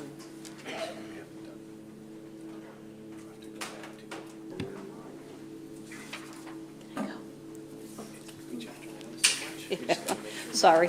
It's okay. Continue. All right, so I'm just gonna, I don't have a slide deck, I'm just gonna read through some information. That's fine. Okay. Hemlock woolly adelgid is an invasive aphid-like insect that poses a significant threat to the hemlock trees in eastern North America. The adelgid attaches to the tree at the base of the needles and feeds on the nutrient and water storage cell. Over time, new growth will not develop, ultimately killing the tree. HWA is rapidly infesting and killing hemlock trees in southwestern Nova Scotia. These trees lack a natural resistance and natural predators. Infested trees typically die within 4 to 10 years if left untreated. The loss would have a dramatic effect on the forest, and hemlocks are considered a foundation species. Old-growth forests are crucial for environmental stability. They store significant amounts of carbon, they regulate water cycles, and maintain soil health. Old-growth forests are vital for biodiversity, conservation, and climate change mitigation. These majestic trees create a closed canopy, forming a protective environment for species living below. The loss of hemlocks in this region would have significant environmental and economic consequences. We are at a critical point with the HWA infestation in Lunenburg County. 10% of hemlock stands in all of Nova Scotia are located in Lunenburg County, and of those stands, 90% of the hemlocks are on privately owned land. Early intervention is essential in preventing further spread and preserving the hemlocks. There are 4 primary treatment options for managing HWA. One is to do nothing or no intervention. Without intervention, 80% of the infested hemlock trees in Nova Scotia are expected to die within 4 to 10 years. Some trees may have a naturally occurring resiliency. However, this approach typically results in high tree mortality rates. With this option, there is no immediate cost, and standing dead do provide benefits to the forest. However, the downside to this option is large stands of hemlocks will be lost, and this comes with negative ecological impacts. There will eventually be costs to the municipality with this option. As the tree dies off, hazardous trees will need to be removed from modal spaces. A second option would be silvicultural management techniques, such as thinning, removing infested trees, or preemptive cutting. With this option, you may enhance the overall forest health, promote biodiversity within the forest, and slow the spread, but it does not eliminate HWA. With preemptive cutting, you also run the risk of losing trees that may have a natural resistance to the pest. The third option is biological controls, which is the release of a natural predatory beetles into an infested area in hopes to create a self-sustaining control mechanism over time. This option is currently being tested in Nova Scotia. It is slow acting, and the initial costs are high. The fourth option is the use of insecticides that target and kill the adelgid. The insecticide is either directly injected or sprayed onto the bark of the tree, which is then absorbed into the tree and translocated into the canopy to kill the HWA. This is a highly effective and immediate approach. It essentially buys time until natural resiliency within the hemlock is established or biological controls are in place. This method is labor-intensive and costly, but it is the most immediate and effective control mechanism. Each treatment option presents a different balance between cost, effectiveness, and long-term sustainability. Ultimately, a combination of chemical and biological control would be ideal. The town of Bridgewater began a treatment program this past summer. They have established a strike team to implement HWA treatment program that involves extensive tree inventory, site monitoring, and pesticide applications. The strike team has obtained pesticide applicator certification, which is required for the purchasing, handling, and the use of pesticides in parks, trails, and forests. We are proposing a collaborative initiative with the town of Bridgewater. This collaboration will aim to implement a plan for inventorying hemlock trees in MODL parks, trails, and open spaces during this coming winter. The primary goal would be to assess the presence and the extent of the HWA infestation and to map affected areas for target interventions. Once the inventory phase is complete, staff will assess the results, plan for the inoculation stage. Inoculation will be with approved pesticides to treat the infested trees with the hopes of starting this program in the spring. If we were to enter into an agreement, the town of Bridgewater would provide human resources and materials to implement the treatment plan. The current operating budget included $50,000 for hemlock woolly adelgid work. Staff are proposing these funds be used for a service agreement with the town of Bridgewater to begin work on tree inventory and mapping. These results will help inform our treatment options and funding requirements for next year's budget. So it is our recommendation that council direct staff to enter into a service agreement with the town of Bridgewater to address the growing threat of HWA across our region. Thank you. And I know we did have a presentation here before us by Natural, or DNR, I guess we're called again, or Lands and Forests. I don't know, one or the other. We did have a presentation. Someone did come in and speak to this. My question to this, and I seen firsthand what this woolly adelgid does to hemlock trees, had to put in a new septic system.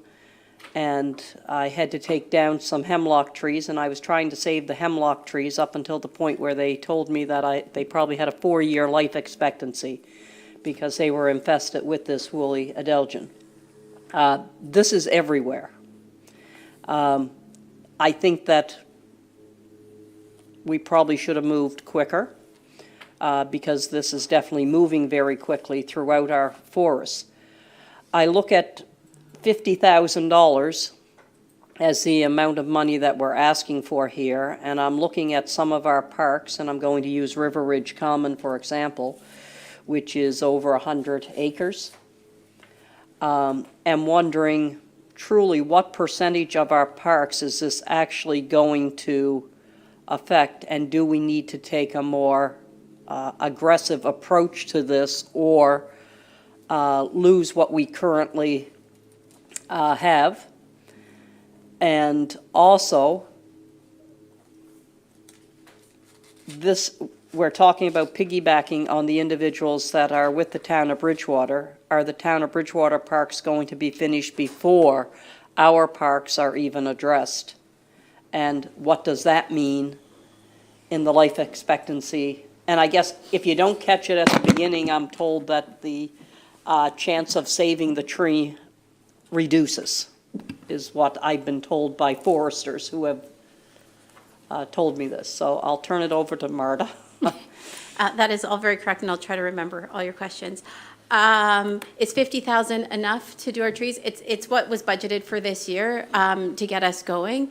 And so that we would start prioritizing our parks and spaces, and this would just be to do the inventory and the mapping so that we can then know what we need to inoculate, or where we need to inoculate, or what type of inoculation we would be required, so that we can put that into next year's budget, which would require a significant amount more money to actually complete the inoculation, but this is the first step. So we would prioritize our spaces.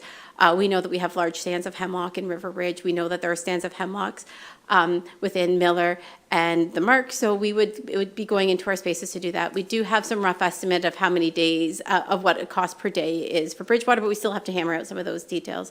So we're using that number because that's what we had to start with, and that we could essentially start this fall with them getting into our spaces. With inoculating the trees? No, this fall would start. Just with doing the study? The inventory, because we need to do the inventory and the mapping first before we can do the inoculation. So this is the phase one. We would like to start inoculation in the spring when the SAP is running again. So this would set us up to be able to start the inoculation. This would be done concurrently with Bridgewater's work. So they are working in their spaces. They have started their inventory and their programs. They also, the province, because like with Glen Allen Park, it is a provincially owned land, so they did release biological controls within that space. So there is work that's happening within this district already. They will continue their program, but feel that they could do ours concurrently with theirs, and potentially have a bigger strike team for next season to keep going. So the other question was around the inoculation and the success of that, waiting another season. And like I said, it seems that this woolly adelgid has been in our communities for over 2 years now. Yeah, so we would, you could potentially inoculate at this time of year. However, we don't have, our spaces aren't mapped yet. So No. the earliest that we could begin inoculation wouldn't be until the spring. So this would set us up to start in the spring. You can only inoculate, there are calculations of how much you can inoculate within so many hectares within within a given time. So we would have to do a section and then come back the next year to do more. So you could only do so much at a time. So this would start, the inventory and the mapping work would get us set up so that we can create our plan of, we are going to inoculate in this space, and then this space we will, because also you can only do the basal bark spray away from water course, so we know that we would need to then directly inoculate into these trees. We could spray these trees, but we can only do this many trees in this area. And this, it's kind of arbitrary drawing circles on maps of how to treat, but it would start that plan. From our initial assessments that we did this summer to have a look of HWA, we did find some evidence in River Ridge, but our trees are all still very healthy there. So we are in the early phases here. So we do have that benefit, but also knowing that with some of those old growth trees, with some of the really large hemlocks, it can take up to 2 years for that to translocate up into the canopy to be effective and start killing the adelgid. So yes, time is of the essence in this, but we are setting ourselves up to move forward so that we can be starting a treatment plan. Okay. Councillor DeLong. Thank you. No, I appreciate the speed that we're acting under, because I know that this is not an easy thing. The statistic that you mentioned, I didn't see in your report. Did you say that 10% of hemlocks in Nova Scotia are in modal, and that only, 10% of those are within modal's control in parks and trails and open spaces? Not quite, but pretty close. Okay. So 10% of hemlocks within the province are in Lunenburg County. Yeah. 90% of those are on privately owned land. Yeah. So that is only 10% of the hemlocks in this area are on Crown land. Okay. So in that statistic, I did clarify on this, and that they said that municipal land was included in that privately owned land statistic. So we are part of that 90%, but in other areas this is the highest for the province for the amount that is on privately owned land. So in the Queens area, southern regions, they had the benefit of a lot of that. A lot of the forests are on protected land or parks land or Crown owned land, whereas in Lunenburg County, it's private. A lot of it is private, so 70%. which kind of highlights that the importance for the municipality to be acting on our land to do something, because it is a costly thing for private residents to do. Okay. Supplementary, then I have follow up. Councillor Staton. Yeah, so addressing the issue of so many of these being on private property, what will staff be proposing the municipality do about that? Are we looking at education? Do we know where infestations are starting? And on private property, if infestations aren't controlled, does that mean that our control methods are going to be less successful? Like, are they going to get reinfested every few years just because private property owners aren't treating their trees? So I'm not an entomologist. I will do my best to answer some of these questions, because this was to kind of put all this together. There was a lot of compiling a lot of information or reading from a lot of different resources. So yes, I've talked to Town of Bridgewater about, they have set up an HWA education page on their website. And so part of, if we were to enter into a service agreement, part of that would be to be piggybacking on their public information. They have the advantage of that, people may have a hemlock on their property, not acres and acres of hemlocks on property. So I believe that our biggest, what we'd be able to do is provide information to the public, or provide resources to direct people where to look. But I also think that we should be potentially leaning on the province to be sharing and more information publicly on what that would look like. But I think, yes, we should look at a public. And particularly here in Lunenburg County, where so much of it is privately owned. And when we're looking at $50,000, it's going to be out of reach for a lot of private woodlot owners to be able to do this. Oh, yeah, and inoculation is going to be very expensive. Very expensive. Very expensive. And sorry, I did ask, do you know? Councillor Staton. One of the questions that I asked, though, hasn't been. Yes, I didn't answer all of them, sorry. Oh, That's okay. I wanted to know if we know where infestations are currently, and if you feel that our efforts will be less successful if they're surrounded by infestations. We can only control what we can control with on our land. So if we start protecting our trees, I think that we will then help. We will be that much further ahead of saving of what we can save. Inoculation is only good for up to 5 to 7 years. So unless the biocontrols are successful, we would still need to re-inoculate. And I don't know the effects if others do not treat around. I guess that's, we can help by preventing the spread. Councillor Staton. Thanks. Just a couple of quick questions. When you're inoculating or proposing to, is that saplings or is that mature trees? Mature trees. And so generally what they have been using was about 10 centimeters diameter at chest height. So it's bigger, more established trees. We might actually think about in our spaces of actually increasing that size because we have so many hemlock, but that will be part of our inventory and discussions as we move forward of how we want to treat. Thinking that if you save the bigger trees, there's more of an impact if you lose bigger trees. So we want to save those trees, inoculate them as quickly as we can, and that in the hopes that trees will start to build up or develop some natural resiliencies or biocontrols will be put in place to help save the younger trees. Okay, I can tell you there's hemlock at Marsh, on the property Yeah. at Marsh. People collect saplings back there. That's why I asked what you were inoculating, because, I know several people who go back there in the spring and fall and collect saplings and replant them. Yeah. So. Yeah, they're used for hedges. Deputy Mayor Royko. My question was already asked and answered. Okay, Councillor Haysom. Thank you so much. I think based on this conversation, it's clear that when we look at future budget deliberations, that there needs to be a bigger line item applied to this, and it probably has to go forward over a number of years. Yeah. Okay, at this time, I would ask Councillor Moore if she'd be prepared to move the motion. Certainly. To Her Honor, Mayor Bolivar Getson and members of council, I move that municipal council authorize staff to enter into a service agreement with the town of Bridgewater to establish and implement a comprehensive hemlock woolly elegant HWA treatment plan. And I so move.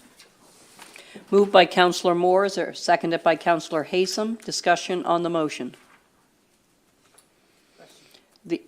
I do want to ask the question, I'm not sure you did answer. Do you think that the timeliness with the town of Bridgewater is the best approach for our own forests? Because I really do know that this has spread into Lunenburg County. I do, and I think that it's probably, their staff is trained. They started the program, so if we were to bring in private contractors, the other option, I guess, is to issue an RFP to bring in some private contractors, which would significantly increase the price.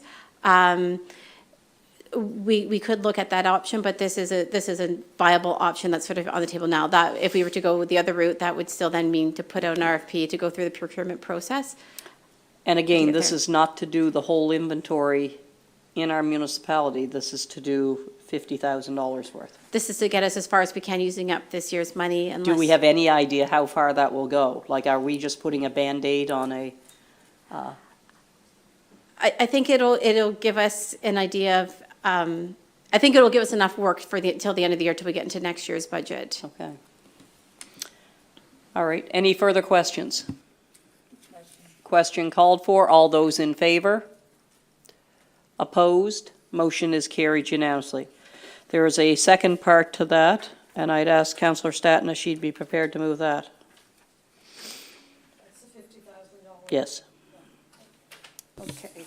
To Her Honor, Mayor Bolivar Getson and members of council, I move that municipal council approve the expenditure of up to $50,000 as budgeted for the execution of this service agreement, an HWA treatment plant to protect the health of hemlock trees in MODL parks and open spaces. Moved by Counselor Staton, seconded by Counselor Moore. Discussion on the motion. Deputy Mayor Royko? If it was already budgeted, It is budgeted. yeah, it's already in the budget? Yes. Okay, all right, thanks. Any further discussion? If not, all those in favor? Opposed? Motion is carried unanimously. We are sitting at 12:16. We have one other item on our agenda, Save Our Old Forest Petition Revised Report. Who is Abi? And this was in relation to a, I believe, presentation that we had, correct?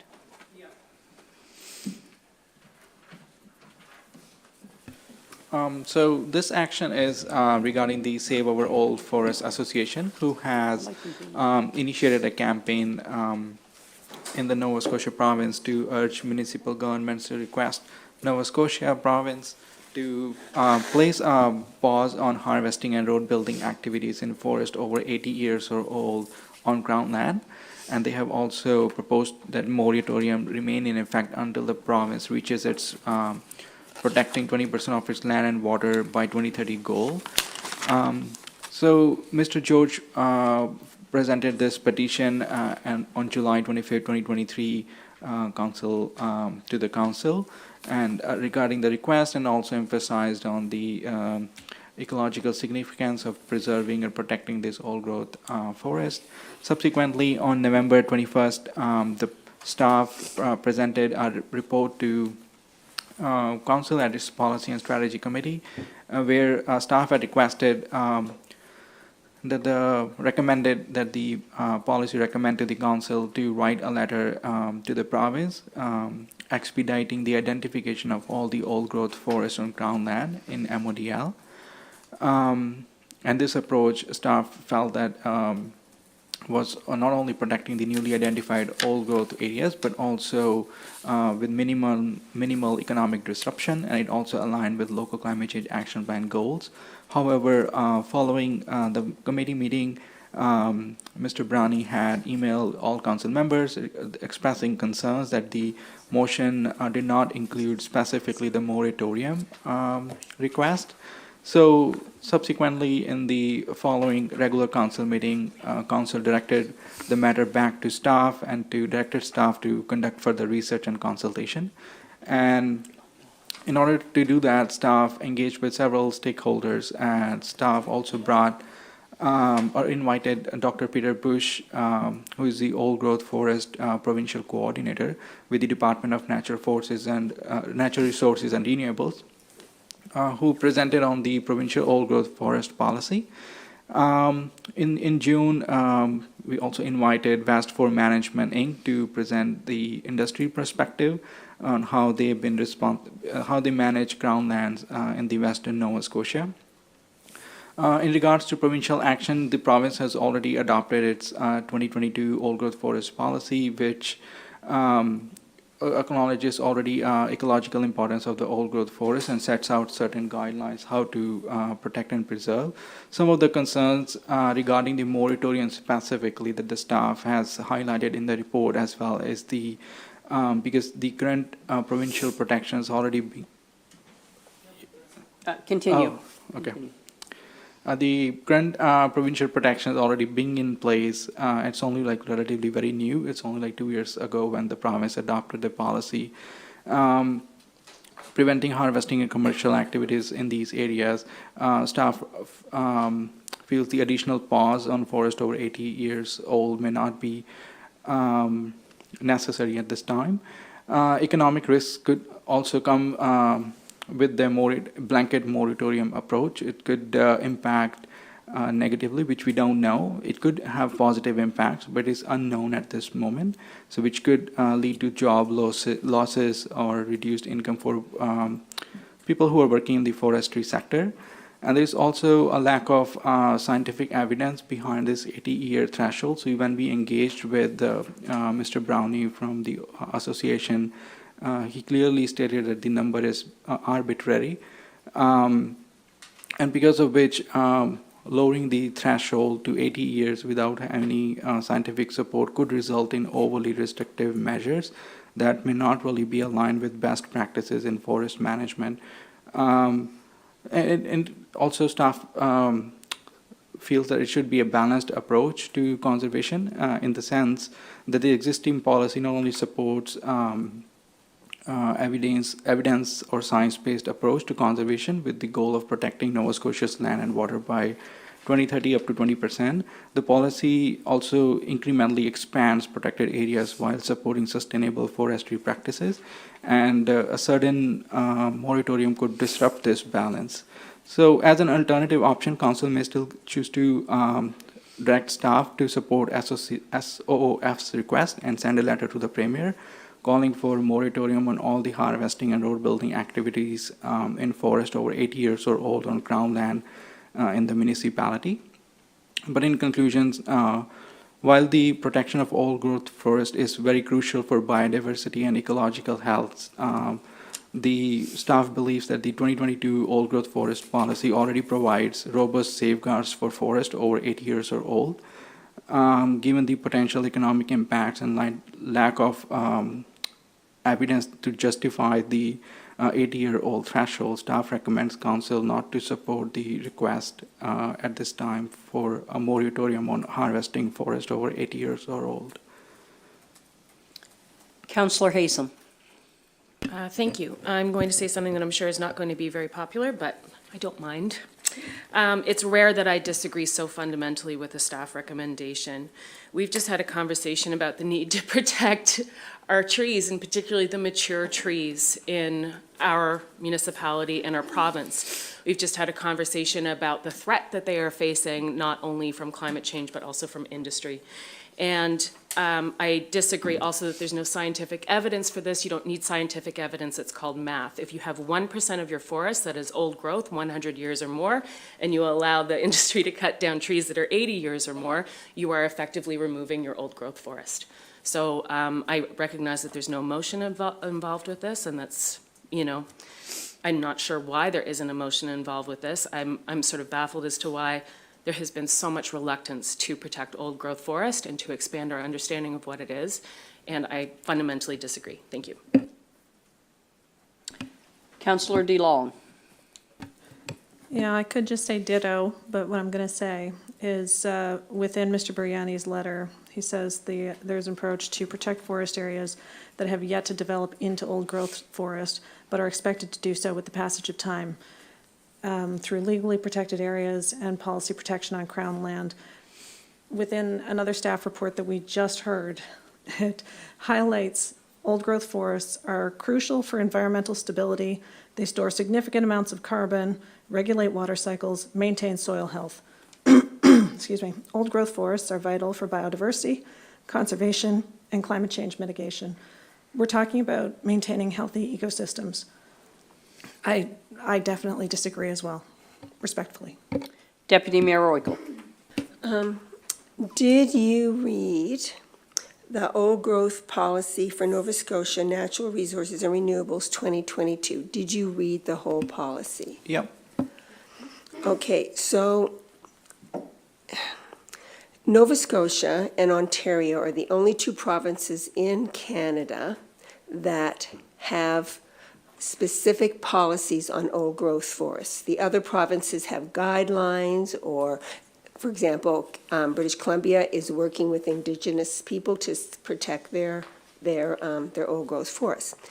In the report, because I did read it, there is a table, and the table shows that the old growth age of onset. So whenever an old growth forest is going to be considered, they look at the trees and then they say, well, the trees have to be a certain age.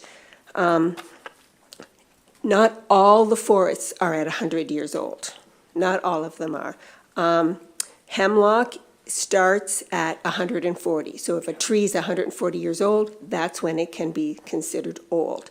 The only forests on mainland Nova Scotia that are considered under the 100 are black spruce, white cedar, balsam fir, and in the Highlands, balsam fir, and white spruce in the Highlands, for whatever reason in the Highlands, but everywhere else it's 125.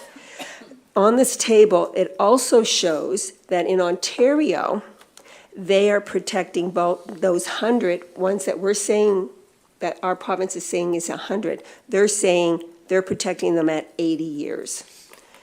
And the balsam fir is being protected at 70 years. In Newfoundland, their guideline is also 70 years. So there has to be somewhere some scientific information that saving these trees at a younger age, otherwise I'm sure the province of Ontario just didn't arbitrarily pick a date, a number, as neither did the province of Newfoundland. And both of those provinces do a lot of logging and a lot of forestry, but yet they are able to put these trees at 80. And again, it isn't a pine tree, which is what we mostly log, and it isn't a spruce tree, which is mostly done for in the forestry industry. It is a black spruce, white cedar, and balsam fir on mainland Nova Scotia. And the balsam fir is, people who do fir tree, the Christmas trees, they have their own lots, and so this wouldn't affect them. This is just what's on Crown land. So I really think we need to relook at this and reinvestigate it more, because other province that has a policy is using a younger date, and there has to be a reason for why they're using that younger date. So, I would just think that staff needs to just look at it more and better. That's all I have to say.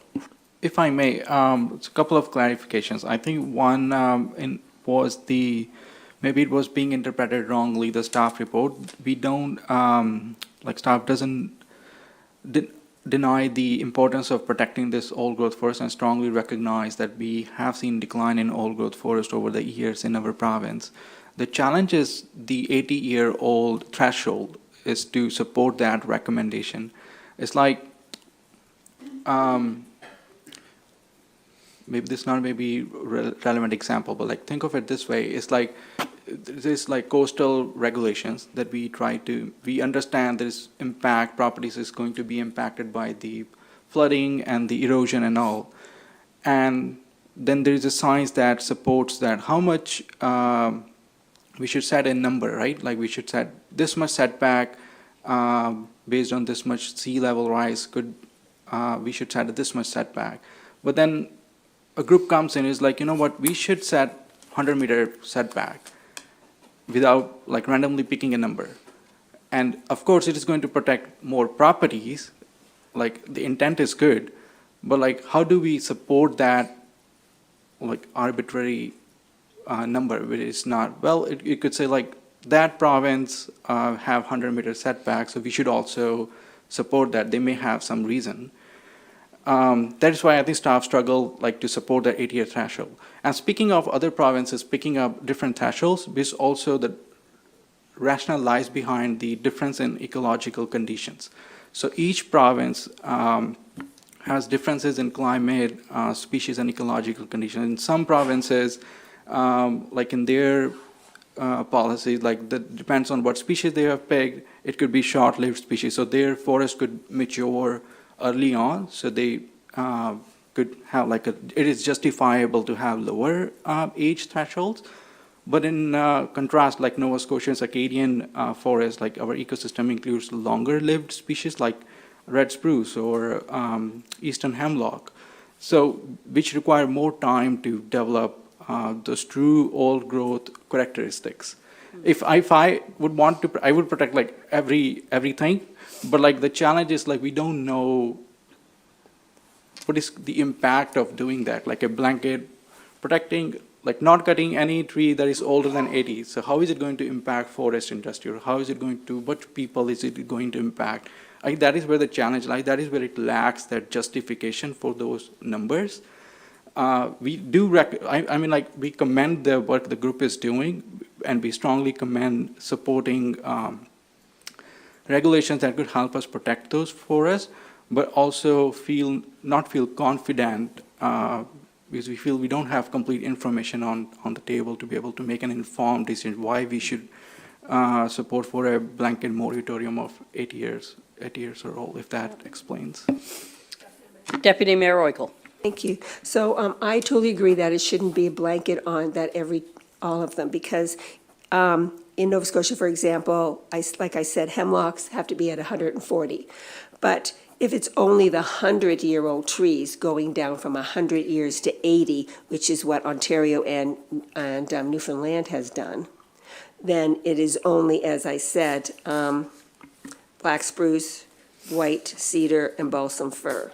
Just 3 types of trees that are going down. You have a rationale behind that, right? So you have specified species, what should be looked at, but the group is proposing Right, for 80 years everything. for every tree. Right. Like Which all I the don't- species, 8 years like a blanket.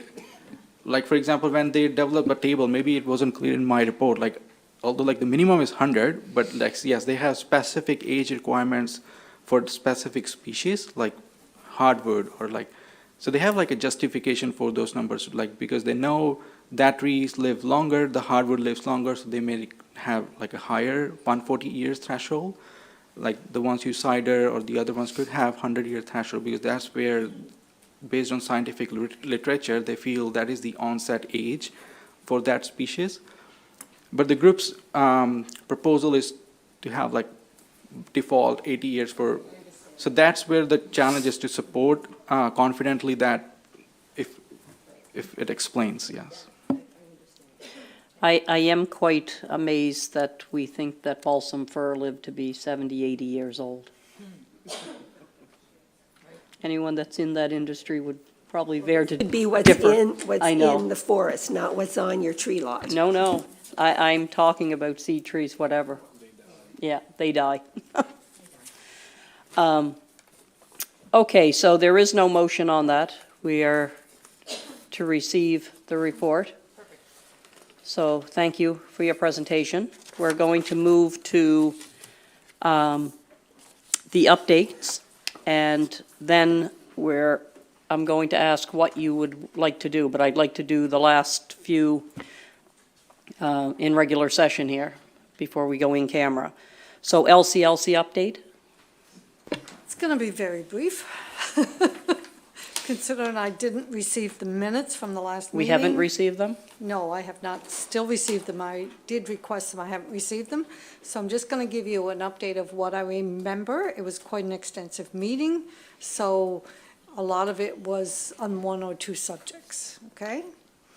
And we can bring that, well, maybe not. I'm not sure when. Well, I'll just give you some Yeah. of the highlights, but if you have any questions, you might have to wait until I get the minutes, so I have a little more ability to give you more. We discussed the review of the general manager, and that's not completed. I see an email just come in with some recommendations for that. We accepted the finances for 23-24, but did not approve them. There is an audit being done on the HST, and we don't have a report on that. So those are the 3 items that were reflected in the meeting, and I can't give you any more details than that because I don't have them. Thank you. Councillor Haysom? Thank you. I'm just curious, there hasn't been any minutes posted on the website since February. This council has requested financial statements and minutes at every meeting that we have had. Okay, thank you. We are yet to have them in a timely manner, Yeah. and that is being looked at. Yeah, we are. We're addressing that, Yes. okay? Deputy Mayor's update. I attended all my meetings. I have been assigned as a counselor for the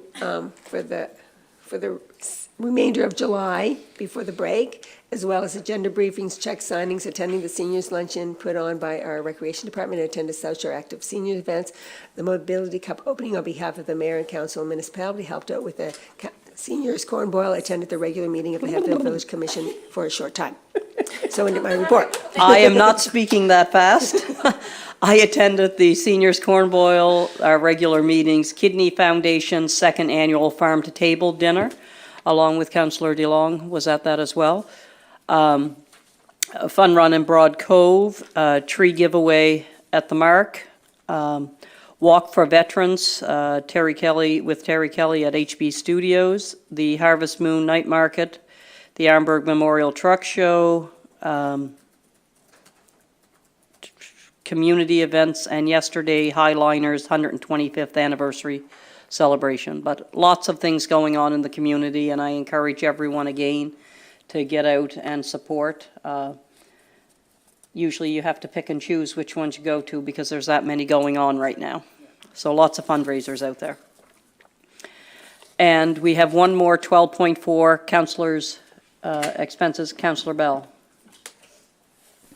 Thank you, Your Honor. Within MDL 19, I want to make application to attend the Sustainable Communities Conference 2025. The dates are February 10th to 13th. It's going to be held in Fredericton, New Brunswick, and it will be exploring key trends to net zero communities and best practices in sustainability. My ask is for registration fees, tuition, and travel, which would not exceed the current accepted funding. My purpose is to fully be transparent and meet all aspects of the current policy. Travel outside Nova Scotia normally is to have council's pre-approval before expenditures are committed. So I bring it here today. We do have a budget for it. So I'm not asking for money that's not in the budget. I'm just asking permission to spend it because the travel will be outside Nova Scotia. And again, the registration is open now, I assume. It is, and I save $200+ if I register now as waiting. So we need a motion to that effect? Yes, your council expenses require if, regular business happens such as FCM conferences, but those are done by motion of council because your expense policy requires council to approve any councillor to claim for reimbursements outside of Nova Scotia. So would you like to make the motion? I hate making the motion for my own travel, but anyway, I'd like to move, to Her Honor Mayor Bolivar Getson and members of council, I would like to move that expenses to attend Sustainable Communities Conference 2025 be extended to Councillor Martin Bell for travel and immediate expenses to attend the conference. Moved by Councillor Bell. Is there a seconder? Seconded by Councillor Hubley. Again, there is money set aside for councillors to attend conferences. This is not the first time that this has come forward. Any questions? If not, all those in favor? Opposed? Motion is carried unanimously. That concludes our regular agenda. I would entertain a motion to go in camera. Moved by Councillor Wynot, seconded by Deputy Mayor Oikel. All those in favor? Opposed? Motion is carried unanimously.